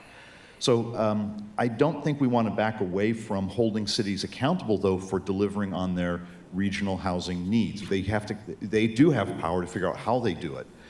Coronado just came up, talk about the bad boy in the housing world, is they were basically saying there is nowhere for anyone else to live, even though they are 25% vacant because of second home ownership. They have no more room for anybody. And at the same time, 1,200 employees of the Hotel Del, not a one can afford to live in Coronado. Most have a more than an hour commute to get to their homes in Spring Valley, El Cajon, Lakeside, or Tijuana if they're not living in their cars. Coronado has a responsibility. They're living off of, they're generating their revenue. Again, this is a problem of prosperity. They're making a lot of money off the tourists who come there and the services that are provided to them and the meals that are served to them. There's a reasonable line to be drawn that they should house the people who are serving them. So I'm straying from your question a little bit, but I think that the system of saying cities are responsible, figure it out. And if they don't figure it out, yes, there are punitive measures. We much prefer a place where they are figuring it out because the housing is the point, not the battle, not the control. But people have to recognize that our cities only function if we have everybody everybody in. It was the theme they used in Los Angeles. So, I tend to wander off the point. There's a story to be told, but did I begin to answer your question, I think you got Joe? there. Yeah, we can either pass the microphone or I can. Okay. It is? Okay, There. great. There we go. I hear it now. I totally agree with you on the city's piece. It's, you got to figure it out. Everyone has the housing needs. If you have jobs, if you have a community, you have people that you're responsible for providing opportunities to live there. One of the things that we did in Orange County that was very, very successful about 5 years ago is we came up with our own target numbers specifically on permanent supportive housing, which was separate from our RENA numbers. And we got to these numbers based off of point in time count, which I know is not perfect, but it's what we have. Some of it came from other data from nonprofits that are serving this community as well too. And we asked the question of all of these different providers, how much permanent supportive housing do we need? And we came up with 2,700 units. We then took that number and apportioned it across the county based on the population. So if you had 10% of the overall Orange County population, I'm looking at you, Anaheim, Santa Ana, you took 10% of those units. If you had 3% of the population, you took 3% of those units. And we thought that we were gonna get screamed out of the room when we went and presented this to the cities. But it was honestly the first time that anyone had sat down with them instead of just saying, you need to build more housing, you need to build more permanent supportive housing, why aren't you doing anything? Saying to them, can you find a place where we can do 10 units? Can you find a place either through rapid rehousing opportunities or mixed use or scattered site, hotel conversions? Can we find a way to do 10 units? And those cities, honestly, brought a lot of energy and creativity to that concept. One of them is in the Senator's District in San Juan Capistrano, another community that often says it's built out, it's a coastal community, we don't have room for anything, everything's Spanish style and 2 stories tall, we can't possibly do anything. And when they got assigned their numbers, which was around 20 or 30 units, they went back through and said, well, what if we put it on our city hall? We own our city hall. We also need a new city hall. Maybe we can, get a twofer. And Jamboree is now working with them to develop 50 units of permanent supportive housing, which is more than what was apportioned to them as part of the 2,700 unit plan. And that's happening in a community that swore there was no room to do anything to help the homeless. And it really started by engaging them in an authentic way. And I will say, out of the 2,700 units that we created 5 years ago, we still need more, we've entitled 2,400 of them and built 1,800 of them. So just another example. Of, again, getting a little bit creative and being willing to sit down in the room and have the hard conversations about, I can bring land to the table, I can bring money to the table, what can we do to try to authentically address this issue on a city-by-city basis? Great. Thank you both. So pivoting a little bit, one of the questions I got asked that I won't pass on, but one of the things that I really enjoy, and Kelsey kind of spoke to this, is that when we use the term NIMBY, that when there is opposition that shows up or people that want to get engaged when a new project is being shown in their neighborhood, they too often get labeled as NIMBYs, right? And unlike what we hear from Jamboree, we have a lot of developers that will simply not listen to reasonable requests in terms of shaping the project, understand the community, the dynamics there, and trying to make a project that is inevitably going to come in that fit better into the community. So I do want to recognize that too often NIMBYs are being thrown around a little bit too frequently. So I'm going to confuse the conversation because I'm going to come up with a new acronym that no one's ever heard about. And this is still being workshopped. And it's called NOML, and it's not on my land.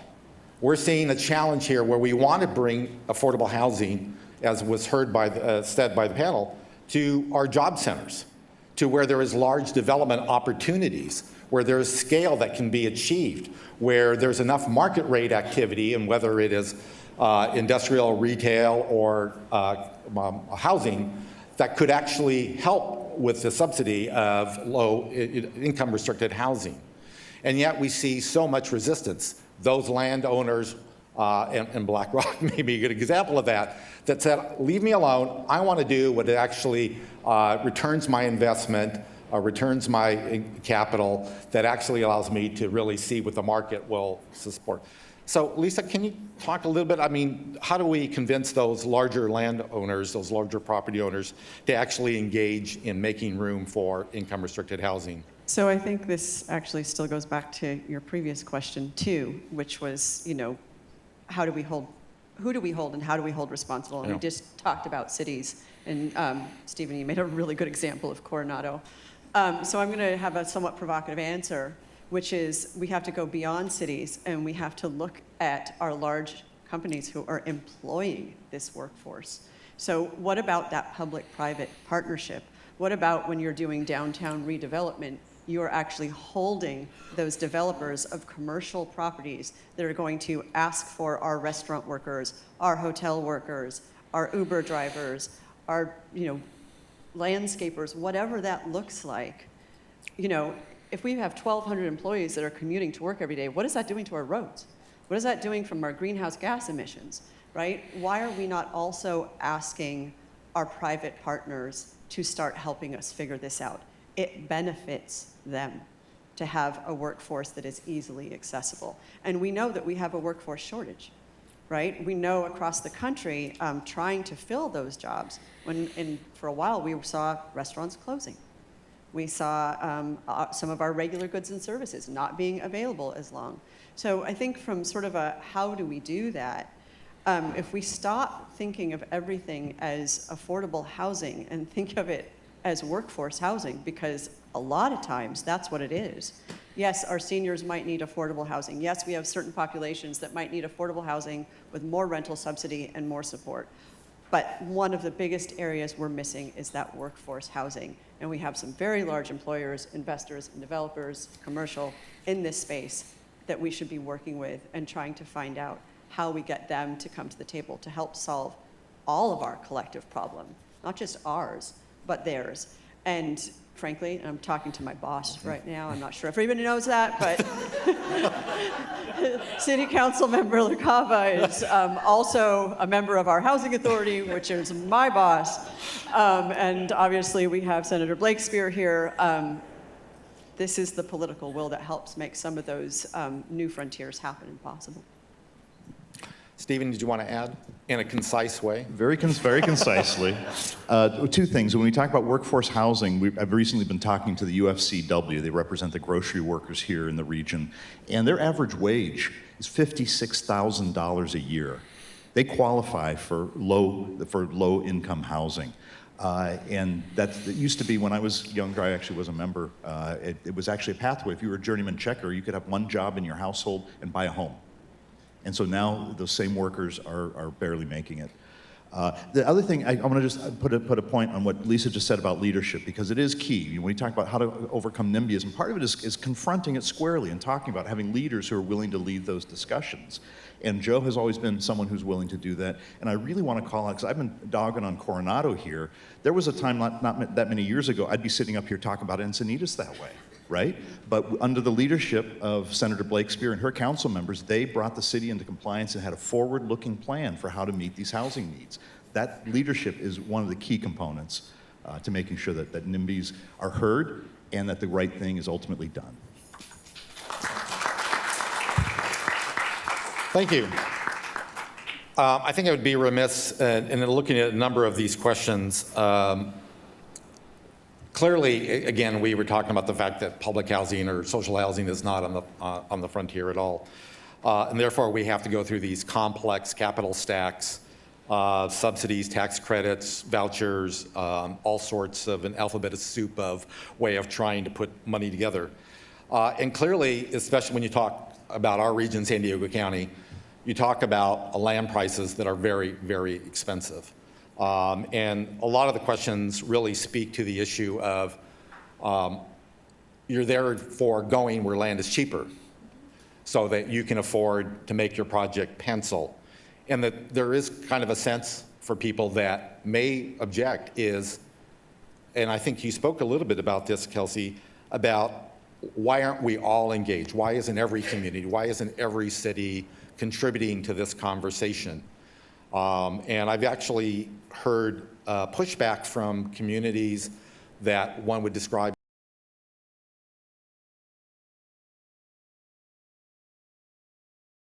attractive, but stop putting it there. Why don't you go to our higher resource, higher opportunity communities? And if everybody's contributing, then maybe it's a little bit easier to accept. So how do we meet that struggle when land is a big component of the cost of developing new housing? You just want me to solve like the hugest problem in California. Great. No, I mean, it's complicated, right? I know for us at Jamboree, we're very, very conscious of where we're building. We look at not only what's fundable, but we look at, whether or not we're building in a high opportunity neighborhood, or if we're building in a lower income neighborhood, how can we be a catalyst for transformation? How can we use that housing to not just be housing, but a delivery, of services, a platform for service delivery. So I'll come back to that, but I guess the question, because I get this all the time in Orange County too, and everywhere you build, there's always going to be folks that are saying, well, why would you spend this much? You can go 3 streets over and get a 20% discount on the land. And the question I usually like to come back with is, okay, it sounds like you don't want us to build, affordable workforce housing, which I do think is the key of how we talk about this. What services do you not want in your community?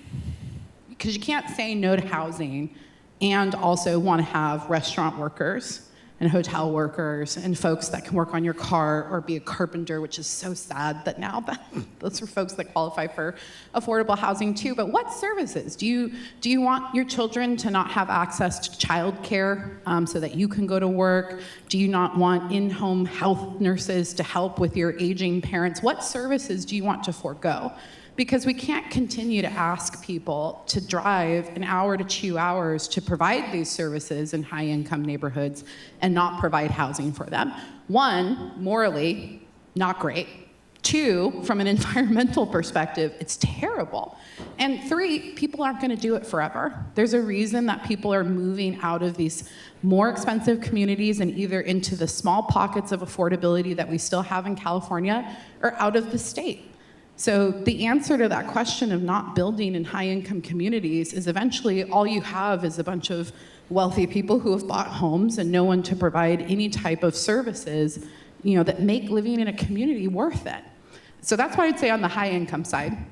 On the low-income side, I think there's obviously an issue of concentrating poverty. Where we build housing, where housing is zoned, it's not done in a vacuum. It has historical undertones to it. If you were to take redlining maps in California, in Stockton, in Sacramento, and Los Angeles, and overlay them with where we permit multifamily housing, you will be shocked by the fact that it's the same map. That means something. That doesn't mean that we don't build in those communities anymore. It just means that we need to have an informed way of how we build in those communities that takes into account those historic, lack of opportunities that these folks have. And so what we do is a neighborhood scan when we go into lower income communities or impacted community or lower resource community, whichever name you want to use, that asks the question, what's missing from this community that they need to be able to thrive? Sometimes that's a free medical clinic that we build into our housing. Sometimes that's a PACE center if it's a higher senior population. Sometimes it's an after-school program, a food pantry. We've built in a children's behavioral health center into our developments because there was no access to mental health services for children within a 20 driving mile radius. So those are the ways that you can address because I don't want to say that people are wrong to say that I don't want to continue to have this just be built in my community, but how can we turn this into being something that you feel like is imposed upon you because of where you live and turn it into something that's an asset for the community that really benefits and transforms the surrounding neighborhoods as well too. Great. Thank you, Kelsey. So I would be remiss in talking about homeless solutions if we don't recognize the larger challenge we have about homelessness and the unhoused population. I think there was a recent criticism of the governor that if they had taken all the money the state had spent and just housed people in rented apartments, that we would have taken people off the streets. And of course, part of the response is, what housing are you talking about? Where can we have put those individuals? That housing just doesn't exist at the scale that we need. So as we start to wrap up this particular panel, I want to start, and I'm probably going to start with you, Lisa. We have the pipeline, right? We try to preserve people that are housed in housing. We try to address the needs of people that have become unhoused through our shelter system. And then we try to move those folks out of temporary shelters, right? It's supposed to be temporary shelters, into housing. We can't build the housing fast enough to meet the demand, whether it is the demand of those that are unhoused today, whether it is that next generation of people coming out of college, whether it is individuals that are trying to figure out where the jobs are and trying to locate in different cities. But there's also an immediate problem, shelters. And we have a big challenge in trying to locate shelters. No neighborhood stands up there and says, yeah, I'm happy to have you put a tent structure or some kind of homeless facility in their neighborhood. So Lisa, how do we also solve that problem of just the sheltering the unhoused until we can build the housing to be able to move them into those? Well, he's asking me this because I should know the answer, right? So, I'm going to think about what Kelsey said a little bit ago around engagement. Whether you're citing housing, affordable housing,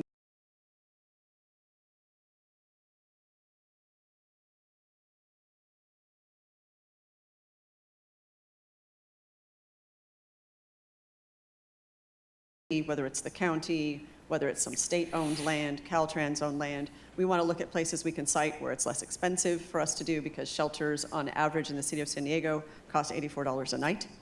That's about $10,000 per stay for someone who stays about 3 months in shelter. But it's also about ongoing community engagement, and it's about that shelter operator, that administrative body getting involved with the community, explaining what it really means, giving people opportunity to tour the sites, to understand who's going to be living there, and to make sure that when we come into that space, we are actually helping whatever those challenges are that community is currently experiencing. We're part of solving for some of those challenges and fears that they're addressing. So that's, and then you stick with it. You really have to stick with it from a shelter standpoint. But in order to reduce the number of shelters that we have and to start spending less on that $84 a night, we have to prevent and preserve. So we have to prevent people from falling into homelessness in the first place. The Housing Commission runs a program that the City Council funded called the Housing Instability Prevention Program. It's preventing folks that are in a housing crisis from falling into homelessness in the first place. 70% of the households currently on that program are 55 years of age or older and have a disability. They get from $500 to $750 a month towards their rent. We're solving a Social Security gap. That's what we're solving. It's an economic displacement that's happening to most of those. It will cost anywhere from $10,000 to $15,000 a year to support that person in housing for a year. To support someone in shelter for a year is more like $35,000 if they stayed a year. So from an economic investment perspective, prevent. From a long-term investment perspective on keeping people housed, it's also preservation. Preservation is critical. We anticipate losing anywhere around 2,000 units between now and 2040 in the city of San Diego that are deed-restricted affordable units. If we don't preserve those, everything we build has less of an impact. So the more we can do upstream, it's the more cost-effective and means we have to have less in that development pipeline for those experiencing homelessness. Because once someone becomes homeless and they start dealing with all those challenges, their needs often increase because their health care goes down, their economic viability goes down, and it becomes much harder and more expensive to rehouse them. Great. Thank you, Lisa.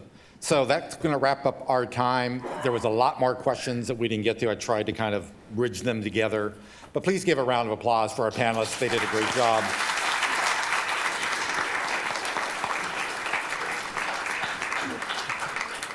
And the next panel is slated to start at 11 o'clock. We're going to try to be on time so we can get you out on time and back to your other jobs.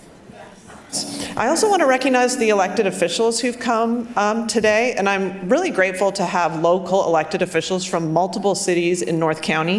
They're all in my district, the 38th Senate District, and I'm just going to recognize them. So we have City Council Member Allison Blackwell from my city of Encinitas. Thank you. We have City Council Member Katie Melendez from Vista. She's right there.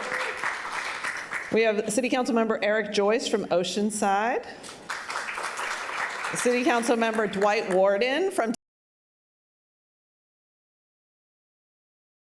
Cipriano Vargas as well. So I'm really grateful for the city council members who've come out today. And we also have the Oceanside Police Department members who've come out. They're right there in the back. You want to wave your hands so everyone sees?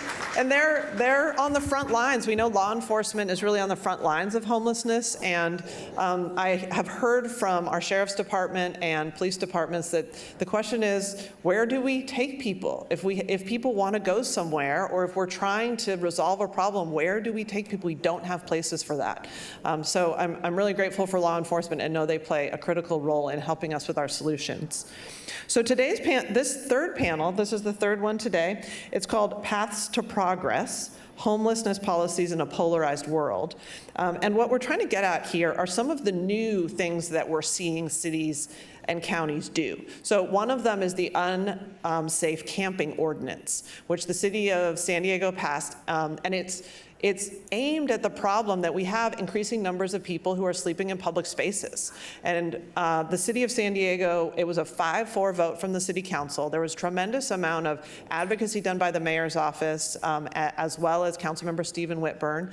And I very much support this unsafe camping ordinance. And I think one of the reasons is that when you see an intense focus on a particular problem, there's a ripple effect that's positive that affects everything else. So So if you're saying you can't sleep here, then there's a lot more focus on, but you can sleep here. And we will create safe camping spaces, and we'll create more permanent housing, and we'll create more supportive housing, and we'll really, really focus this microscope on the problem. And I think that that just drives a positive improvement in circumstances. So I was really happy to see the leadership from the city of San Diego about that. And one member of our panel here is Council Member Joe LaCava, who was moderating the previous panel, but he wasn't speaking about the unsafe camping ordinance there. And he has this very recent and direct experience of the public debate and carefully assessing those local policies and whether to support them and what to support and how to influence them as they were coming through. So I'm really happy that we have Councilmember Joe LaCava as a panel member here. We also have Betsy Brennan. So she's the president and CEO of the Downtown San Diego Partnership. So the Downtown San Diego Partnership has operated the Property and Business Improvement District for 20 years downtown. And the mission is economic development. But what is an economic development organization spending its time on? It's spending its time on this unhoused problem. So for 7 years, the main focus of an economic development organization is devoting resources to the outreach, reunification, solutions, this unsafe camping ordinance, all of this being something that is like fundamentally affecting the business community in a major way. So we're happy to have Betsy Brennan here today. And then also Mark Stivers is the third person we have here. He's the Director of Advocacy at the California Housing Partnership. So the California Housing Partnership creates and preserves affordable and sustainable homes for Californians with lower incomes and recognizes that the shortfall of affordable homes is exacerbating poverty. And I'll just say that Mark is somebody, when I got to Sacramento, I really wanted to work in homelessness legislation. I wanted to try to introduce bills that would make a difference, that could address this really central problem in our state. And I asked Mark to come back into my office 3 times to re-explain and add more context to what exactly is happening at the state level. The different pots of money, the different policies, things that are movable and immovable. So I found Mark to be extremely helpful and interesting, and he's come down from Sacramento to be on this panel today to add his perspective as well. So I'm going to ask each of them to introduce themselves and a little bit about what they do and any central insights they have. So we can go ahead and start right here with Mark, if you'd like to start. Sure. Good morning, everybody, and thanks for staying for the third panel. So my job is in Sacramento is to advocate on behalf of affordable housing and ending homelessness. The title of this panel is Paths to Progress. And what I want to start out with by saying is that we actually are making good progress. I know it doesn't seem like it, but the facts are, just in the city of San Diego in the month of August, the city housed 700 people who are currently without a home. The problem is in that same month, 1,400 new people fell into homelessness. And that is exactly the story that we're seeing around the state.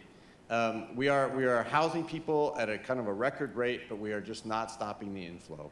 And so we have much more progress to do, but I just want to note what we have been able to achieve. And I think part of that is, I come out of Sacramento. The legislature represents the entire state. We have Republicans, we have Democrats, we have members from urban areas, suburban areas, rural areas, and we all try to find common ground as much as possible on issues of public policy. And on housing and homelessness, we actually have quite a bit of agreement in principles.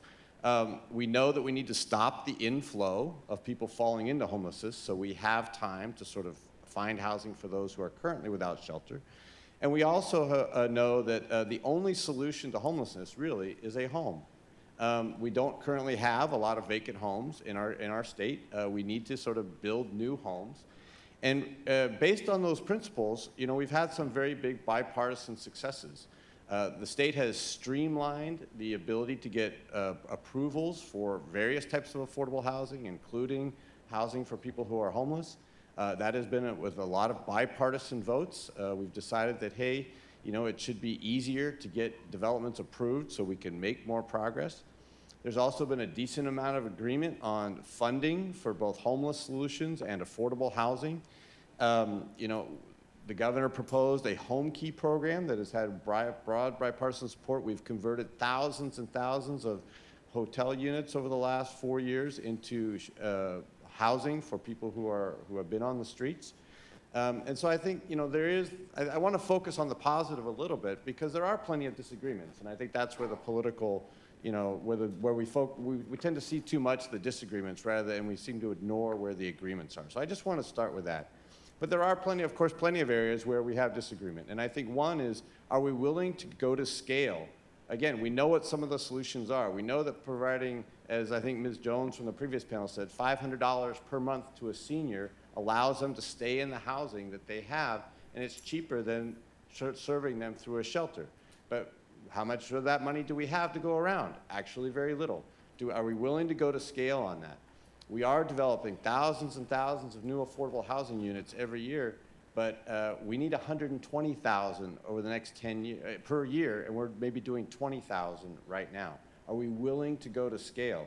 And I think that's a budget priority discussion, right? And as you may have read in the newspapers, the state currently has a budget deficit, so you have two options if you want to go to scale. One is that you either need to reprioritize the stuff that you're already spending on, whether it's local schools, universities, environmental protection programs, whatever it may be. That's a tough choice, right? All those things are good. Not a single one of them is bad.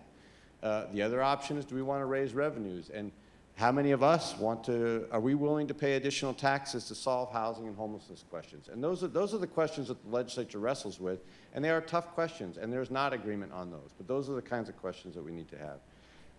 We also... Okay, let's stop and let other people... Okay, we'll come back to you. Yes, please. So let's go to Councilmember LaCava next. So the solutions, as Mr. Stivers just said, solutions to scale. I mean, one of these emerging solutions that has really received so much attention is the unsafe camping ordinance. And I wonder if you might share some thoughts about that, considerations when making the decision, your assessment of how it's going, anything about the unsafe camping ordinance. Certainly happy to, and thank you for having me as a panelist. I'm a bit of a late addition, so if I end up reading more than just speaking extemporaneously, my apologies. But it really is an important question, and there's been, I think, a lot of misunderstanding, so I appreciate the opportunity to kind of speak a little bit more in depth. So generally, the approach of homelessness is about collaboration. And we heard Tamara speak earlier about the amazing effort when the pandemic hit our region, how everybody came together, every sector of our, whether government, social service providers, et cetera, really came together when the crisis was so extreme that we really were forced into that. And we continue to see that the conversations about homelessness has to be outreach and collaboration. And it's really about all of us, right? The 18 cities and the county that really have to be participants in this process. And of course, we need state and federal support for the dollars that's going to take. So shelter, outreach, housing, all cities have to contribute for us to be successful. And I say that as kind of laying the background of why the city of San Diego went to the camping, or I'll just call it the camping ordinance. People refer to it by different names. And as the senator mentioned, it passed narrowly, 5-4 vote. Some people considered me to be that swing vote going forward. And I did it very thoughtfully and carefully. One of the reasons is that a lot of what was embedded in that ordinance is what we were doing as a city already every day. But it was based on obscure legislation. It was based on confusing policies and operational modes. It wasn't clear to those who are in the enforcement mode or even to outreach workers. It wasn't clear to those people, our unhoused population, that live on the sidewalk or live in our canyons. And so it wasn't a good way to have governance, but it was what we were already doing. We were already declaring encampments. We were already issuing citations, although they generally didn't really go anywhere and weren't very effective, but they really were not good. So the camping ordinance was really a way to bring that all together into a clear document so that everybody could understand what we were going to do going forward. And I supported it by adding a couple of amendments. One is that the city was going to provide shelters that met the individual needs of those individuals that are unhoused. Not just, hey, a bed's available someplace, and if you don't take that bed, you're in trouble. So we had to match the need. And also that we would do enforcement only after there was outreach intervention beforehand to help people understand what options were available. And third, and here's really the key about why we really moved forward with this ordinance. The city was ready to make a major push into changing our shelter operations and expanding the shelters we have, expanding the safe parking we had, and making a first-time move into what we started to call safe camping. And we knew that the city already was a magnet because we already had a lot of good interim solutions for those that were unhoused. They had some place to go in our city. And we also knew that there were other cities that were sending their unhoused individuals to the city of San Diego because that's where the shelters were, that's where the safe parking was. And even some folks were actually bragging that they were solving homelessness in their city because they really had packed up people, put them on the bus, get them over to the city of San Diego and said, hey, I've solved homelessness in my community. So I won't mention any names, Mayor Bailey, but the blunt truth is we don't operate in silos. What we do individually as cities or the county really affects what the success that all of us has in meeting this pressing problem. And just a few numbers to give you context. In 2022, the city of San Diego had 85% of the region's shelter beds, even though we only have 57% of the unhoused population. Several cities lack a single shelter bed within their limits. And while we were ready to expand shelter systems, few other cities were increasing shelters despite an increase in their populations. And in 2023, the unhoused population was arguably raised by 22% year over year. And while the cities of San Diego and El Cajon have substantially increased shelter capacity in recent years, only 3 other cities have added any shelter beds in response to the increase in population. And some cities have offered no shelter beds despite proven evidence that there is an increase in population, unhoused population. So we have 11 cities in the region with no comprehensive homeless strategy, although they kind of rely on the county to some degree. 5 cities decreased shelter beds and initiatives, and 11 cities continue to have no shelter beds at all. And that's why our camping ordinance was critical and was really the first step that we had to take to send a clear, unambiguous message about what enforcement and what it would operate and how we would address our unhoused population in the city of San Diego. So, in compliance with Boise and other case law, the ordinance outright bans encampments in proximity to schools and parks. And it clarifies that encampments can be cleared for public health and safety for the city to come in and remove the trash and sanitize, which allows the encampments to come right back in. And if there are suitable shelter options, individuals must avail themselves of those options. And let me repeat that, because it's really important, that has often been missed. If there are suitable shelter options, individuals must avail themselves of those options. So now we have the adoption of the ordinance. We had hopefully clarity about how the city was going to govern, and we could communicate that to all the stakeholders, whether you were a service provider, or whether you're an individual that was homeless, or you were somebody that personally was trying to help somebody that was homeless. So we got busy. City operations really stepped up. Dreams for Change really stepped up. And we created 135 safe camping sites at the city operations yard. And just recently, we opened 400 camping sites just in a remote corner of Balboa Park. And we're just getting started. We're going to be doing a lot more. So at the end of the day, we must each do our part. Each city and the region must do its part. And I'm not saying that individual small cities have to stand up a new division or a department in their communities, but we have to figure out how to do this collectively and collaboratively. And we have to do it, and I'm going to close here. We have to do it with humanity and compassion. We can never forget that. And we must do that with real options, whether it's temporary shelters or, as we talked in the last panel, about permanent housing. And when we do this right, with outreach, with wraparound service and compassion, these are the best practices that help people protect their public health and safety. And with that, I want to have a reminder that is the challenge we have as elected officials.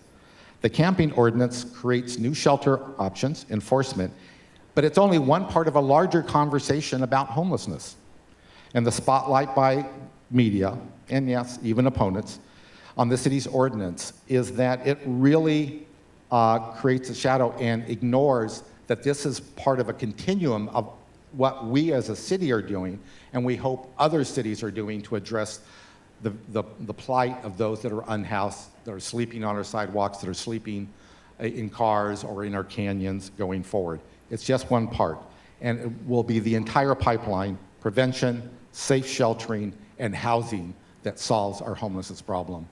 That's why I voted for the camping ordinance. That's what gets us to the solutions. Thank you, Senator. Okay, thank you. Well, now let's go to Betsy now, Betsy Brennan, and you could speak a little bit about your experience in downtown San Diego, any thoughts or insights you have about what's happening now. Thank you. Thank you, Senator. And thanks, everybody, for being here. And thank you to my fellow panelists. Yes, so downtown San Diego. It's nice to see some of my colleagues here from downtown, but some of you from other places too. And in downtown, what is the state of downtown right now?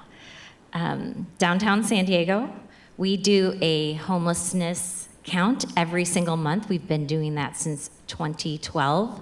We just do it because we want to know what downtown looks like, and they're our residents too, our unhoused population. They are our residents, and so we want to know what the state is. So for September 2023, there's a total. We just do this one night, so take it with a grain of salt.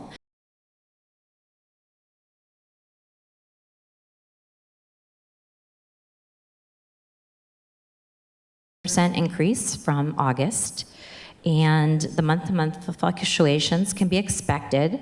So looking at the year-to-year numbers is also helpful. There was a decrease in comparison to September of last year, a decrease of about 10%. So what does that mean, to us? We have an unhoused care team at the Downtown San Diego Partnership, and as the Senator explained, our mission is economic development and cultural vitality of downtown San Diego. So those two things go hand in hand. And we represent the property owners, the businesses, the residents, the tourists that come to visit, and everybody in between. So we really have the 40,000 residents and the 12,000 property owners and every visitor and everyone in between. And what really is our main approach is a people-centered approach. So when our unhoused care teams, which are about 19 full-time people, grant funded mainly through the city of San Diego, some through the county and some through the Regional Task Force for Homelessness, are working. They are trying to meet people where they are and get them to the resource that works for them. We have been advocating for safe sleeping locations since December of 2022, December of 2020 actually, and then more formally in writing and with a coalition very forcefully since December of 2020, and the city responded, the city listened, and that was as a result of working with many people in this room. We know that's not permanent housing. We know that's not housing, and housing is the solution, the long-term solution, but what do we do in the meantime for a human-centered approach? We see the police reports every single day. We see our unsheltered population being prey to many different things, and so we wanted an interim solution that could work for some people. It does not work for everyone. And so the city responded along with the county and did do 20th and B as the pilot, and also does many other things. We're just talking about this one program, but the second lot O, that does have the 400, for the first time ever, we actually responded in a way that we've never done before. Our organization is more than what was founded in the 1950s, and it's been called the Downtown San Diego Partnership for more than 30 years. And we responded as an RFP. We are actually, along with Dreams for Change, we are going to be operating 130 of those tents on that lot. So we've never been a service provider before, but it's a call to action to each and every one of you and each and every organization. this takes different ways than we've ever acted before as cities, as counties, as organizations to be involved. And it's a very complicated issue, as we all know, but we have stepped into this in a different way than the Downtown San Diego Partnership ever has as a service provider in Lot O as of last Saturday. That's when our contract started. So check back with us in about 60 days to see how that is going. But Okay, we thank you, also- Betsy. Oh, sorry. Thank you. Sorry, Thank you. Senator. Yes. Okay, so this panel, the focus of this is path to progress. So the idea of like, what do we see in the future that's going to change the status quo?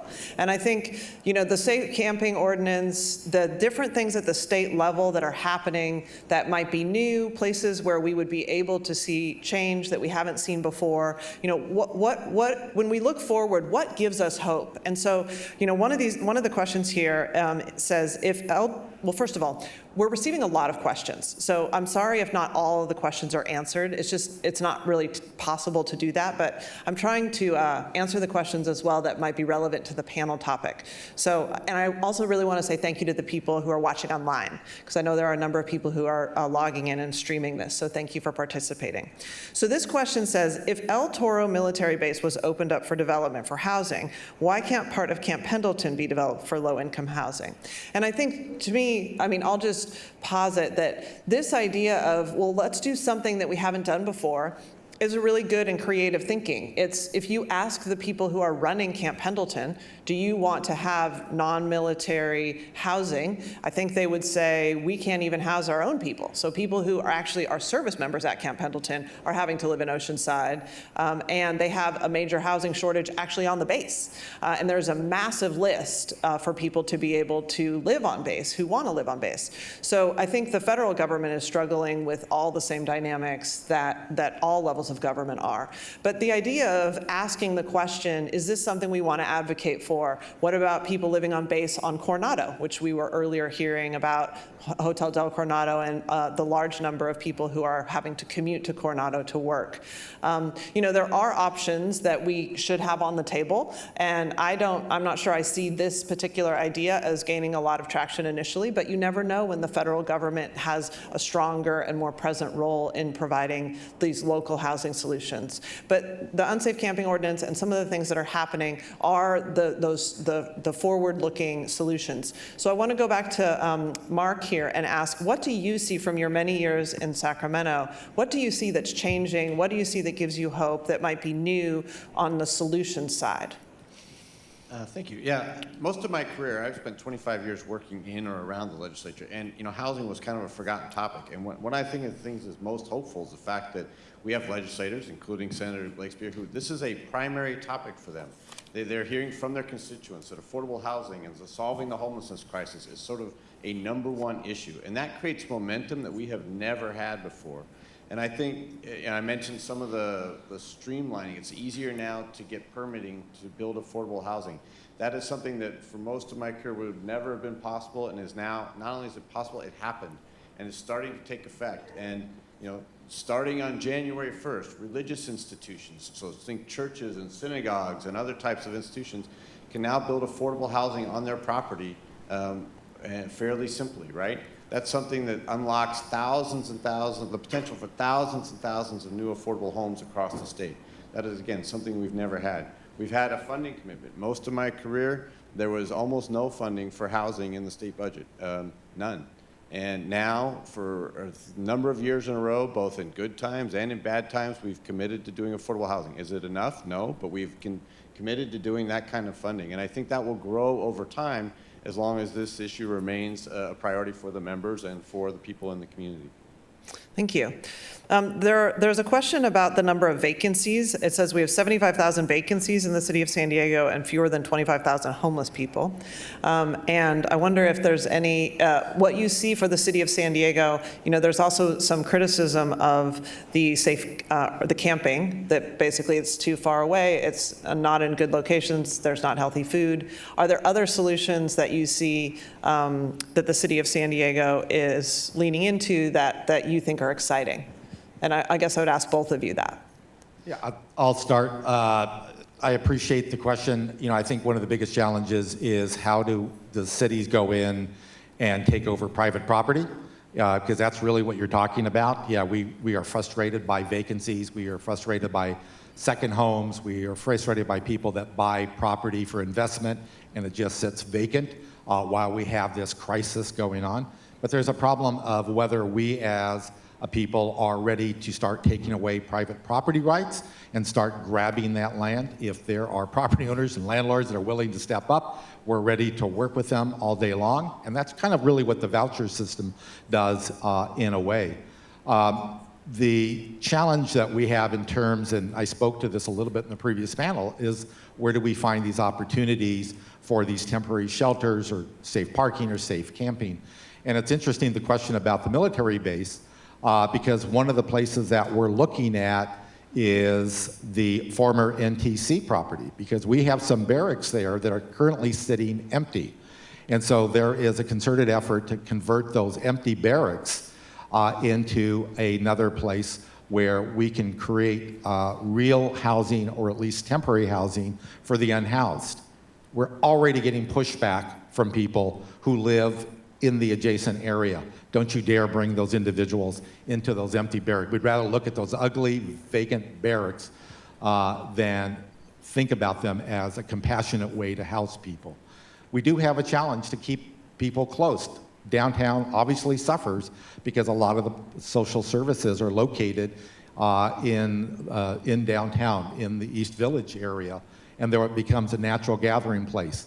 We all have to share that burden, and we have to make it reasonable for people to not just be locked in behind gates that they have to spend the 24 hours, but then opportunity to get their medical needs addressed, to go to their jobs. A lot of these people do have jobs. So it really becomes a complex, and we're looking at every nook and cranny in our city, public lands, willing private property owners, anything that we can do to create both the temporary shelters, the safe parking, more safe camping, as well as that more permanent housing. Thank you. Yeah, and I would add to that it's been a nice maturation of this issue to have the flexibility that's coming from the state of California and from the local municipalities on being able to try ideas. That's not always available to government. It is to nonprofits more than it is to government, because the government gets criticized. You see it. We need to try things, and we have to give them a little bit of grace. So if it doesn't work the first time, let's improve it. Let's try, okay, let's add something. Let's add the showers. Let's add the better food. But if we can't even try it and then do things that are even better, so I would encourage all of you to give the suggestions and not just tear down the program. So I would love to have better suggestions on these things so that we can improve the programs. And another thing is the outcomes. How are we measuring the outcomes? Because there is a lot of money going into these programs, and if we can measure the outcomes of the programs that work the best, or we can take best practices from other programs we see across the country, that's wonderful. I mean, there's no reason we can't copy programs that exist in other places. That's okay.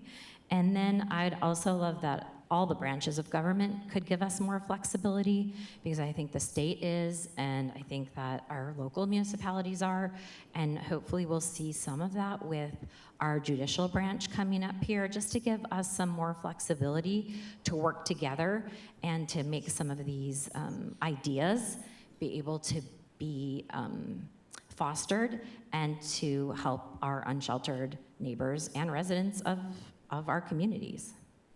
Thank you. I'm glad you referenced the courts, because that was actually going to be my next question. So in the emerging landscape around homelessness, the courts are really emerging as a serious barrier. They're tying the hands of local communities who are trying to respond.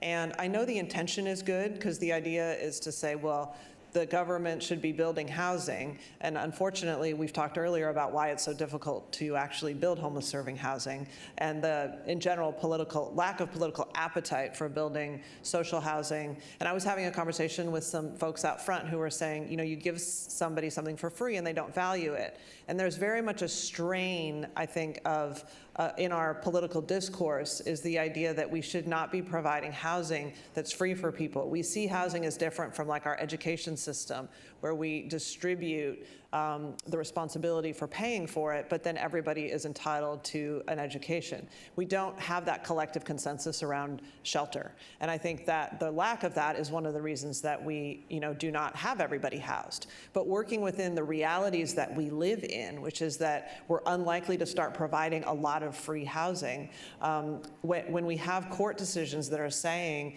you can't clear encampments unless you're providing housing,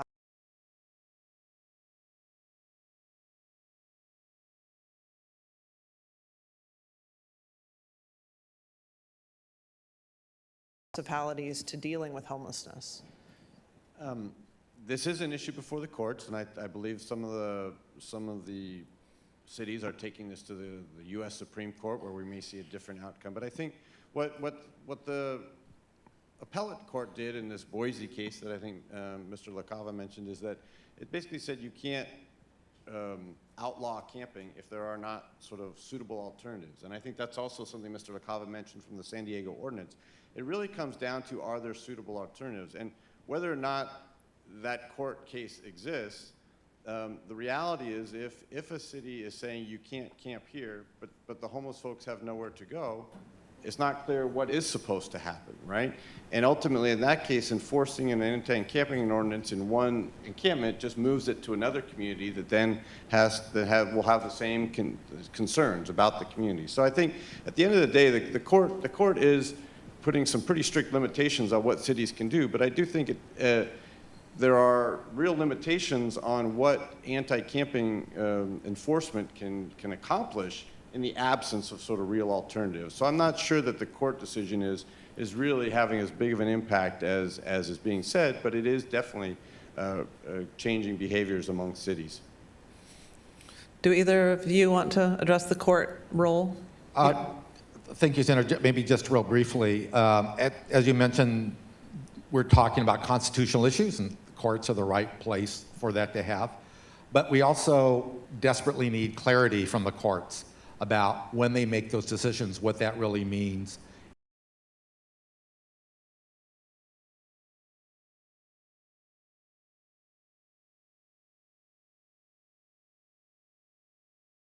You have as many shelter beds as you had unhoused individuals in your city, you could not do any enforcement at all. And that was kind of a big shift from what we previously had understood. And I know as the city of San Diego, that's the kind of clarity that we're really interested in, and why we joined those amicus briefs, is to say, are you really setting that bar that high? And while we strive to generate as much safe camping or safe parking or shelters, that is really a very, very difficult standard to be able to hit. So we're looking for clarity on that. And really part of the goal that we tried to achieve with our camping ordinance was to take all that case law that affects this space and try to actually put it into legislation so that everybody could see it. You didn't have to be a lawyer and read court decisions, but to actually pick up a city ordinance, a municipal code, and understand it. So that's the part of the tension that we're trying to deal with. So really we understand what we need to do, and everybody understands what we need to do and how to do it. Yeah. One of these questions says, where's the concern about our environment and how homelessness threatens it? And I actually think I have had this thought a lot of times of when you actually see the amount of trash that's generated and recognize that if people are living in riverbeds, they don't have bathrooms. You know, the effect on the degradation of the environment and the riverbeds particularly is really acute, and it's unquestionably an environmental effect that's negative. I haven't seen the resource agencies responding to that as strongly as you might expect, because in some ways, you know, the resource agencies are responsible for maintaining those open spaces. And I wonder if you, in your different roles, have heard about this as being a main driver of protecting our environment, being an important reason that people need to be able to be housed.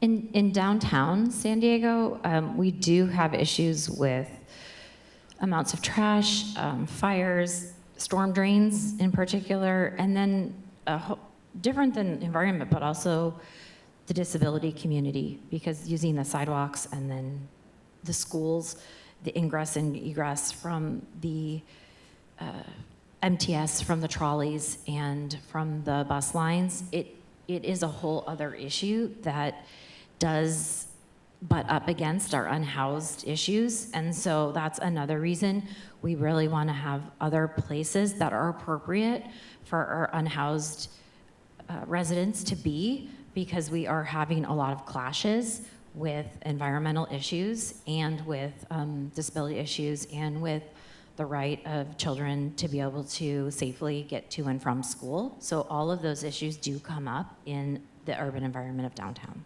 Right. This is a question specifically for Mark. So what matters are now pending in the state legislature that need public support to help ease the homelessness problem? First of all, I will say there is a measure on the ballot, $0.8 billion general obligation bond, so it would be paid out of the state's general fund over a period of 30 years to support both permanent supportive housing and to support kind of behavioral health treatment facilities, right? Will you talk a little closer to the mic? Yeah, and to support both permanent supportive housing for people who are homeless, but also to provide treatment facilities for people who have a higher level need for care. Think of someone who's going through a very serious drug and alcohol issue, or someone who is having a psychotic episode. Affordable housing is helpful, but actually they need the level of service that is much greater than that. And the governor's bond would provide resources to expand those kinds of facilities. We are also in the legislature as a measure pending. It's Assembly Bill 1657 for those who follow these kinds of things. But it would put a bond on the November ballot for more general affordable housing. So we were talking about the prevention. How do we keep people from falling into homelessness? Well, any family who's got a very low income is always at risk of homelessness. They're one paycheck away or one disaster away from becoming homeless. And the affordable housing that would be supported by this type of bond is not actually it's not exclusive to people who are homeless, but it is for that workforce housing that we were talking about earlier. It's for the people who are very low income, who are at risk of becoming homeless. And we are hoping to sort of, as we talked about, stop the inflow. So those are two of the things that are pending. I also mentioned earlier, there's a number of things that have streamlined the development of affordable housing. Those have already occurred and are about to sort of become implemented right away. So those are all very helpful things that are in play. Yes, thank you for mentioning that bond. That's a big deal, and will actually, if passed, will infuse a lot of money into building the housing we need. So I appreciate you focusing on that. This is a question about downtown San Diego. Are there opportunities to expand the safe parking program to parking structures in downtown San Diego? That's an interesting question. As an engineer, I'm a little concerned about what the viability of that, because safe parking is not just here's a place to park your car overnight and there's security. It is really creating a space where there is not just a place to park where you can be safe in your car, but it's also a place where you have services that address your individual needs. And it's a place where you can have some dignity because there's showers there, there are facilities there, and you can try to start to get back to a little bit of normalcy. I think that's going to be a little more challenging in the parking garage, but as Betsy said earlier, I think all ideas have to be on the table to really address this crisis. Do you want to say anything, Betsy, about that? I do know that some of the parking garages have been evaluated for safe camping, and so that there is active evaluation going on for safe camping and maybe for safe parking. I'm not aware of that yet, but again, we'll go back and take a look. Okay, another question here is, we have large numbers of underused or vacant buildings all over California. Why are these developed buildings not receiving first priority to convert them to affordable housing? A lot of them are close to downtown services. I mean, I think this gets at the public property, private property issue around private property rights allow you to do what you want with your building. But I would, Yeah, any answers? I'll start. That certainly is an emerging idea. There is a challenge that a lot of the buildings that were built for office are really not conducive to create residential. They don't have the window space, they're too deep to really get the ventilation you want. But there is developers that are actually looking at that because the housing market doesn't have the demand that it used to. And so I think keep your eyes open. I think you're going to start to see a lot more conversations in that regard. Unfortunately, as the price of housing goes up, it becomes more lucrative or more feasible to be able to do that kind of conversion. But again, just the floor plates of our office buildings just are not as conducive. But again, all ideas have to be on the table. Okay, and then this will be our last question, and I'll let each of you answer it, and then you can also just conclude with any other remarks you have. So it is, what has surprised you when navigating these complex and difficult policies through a political environment? So recognizing that we're always receiving feedback about what communities want or don't want. We had a whole panel on NIMBYs, moving from NIMBY to neighborly. So what do you think is surprising? Either of you want to start? I guess in response to that question, I got elected in 2020, so I was out knocking on doors. District 1, for those of you who don't know, back then was La Jolla up north to Del Mar Heights, right next door to the city of Del Mar, Carmel Valley, Pacific Highlands Ranch. Not one person raised any questions about homelessness. Today, that is all I hear about. It is the #1 issue that everybody's concerned about. Now, when I say that, that's a broad spectrum of why don't you make those people go away, those ideas of shipping them someplace else, to my heart is breaking, how can I help? So that conversation, so we're really having much more engagement. And whatever you're at, I'm glad that you're actually engaged in that. So that's really a fundamental. Through redistricting, I now have Pacific Beach in my district.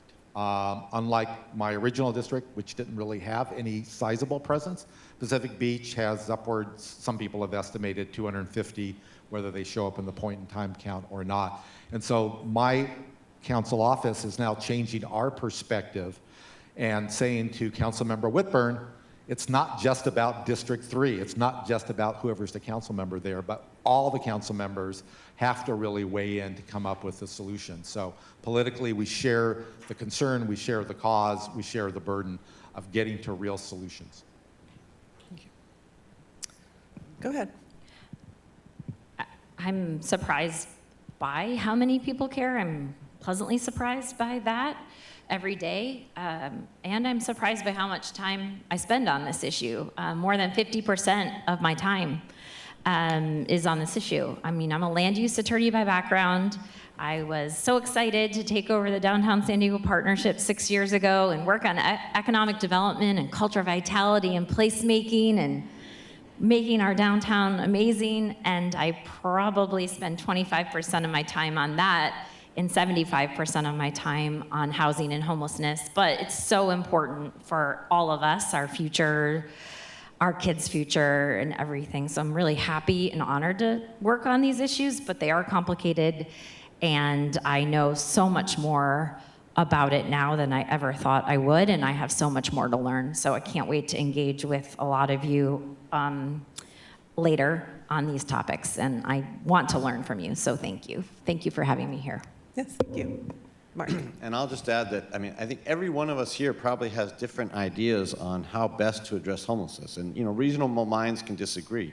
But I think what is surprising and really positive is that every single one of us wants to solve homelessness. And, we may need to try various different things. We may need to try each one of these ideas and see which one has the most effect. But we are all committed to sort of actually changing the current status quo. And that, I think, is a really positive thing. Well, thank you. I want to remind you that if you have a bill idea, I am soliciting bill ideas for next year. And so in this booklet, there's a QR code here at the back, and you can send in a bill idea. If you don't want to deal with that and you want to write it on a card and hand it to my very capable staff members who are all around, you can submit your bill idea that way. And I just want to say a big thank you again to everybody who came and participated, to our panelists. Thank you. Thank you. And have a great day, everybody.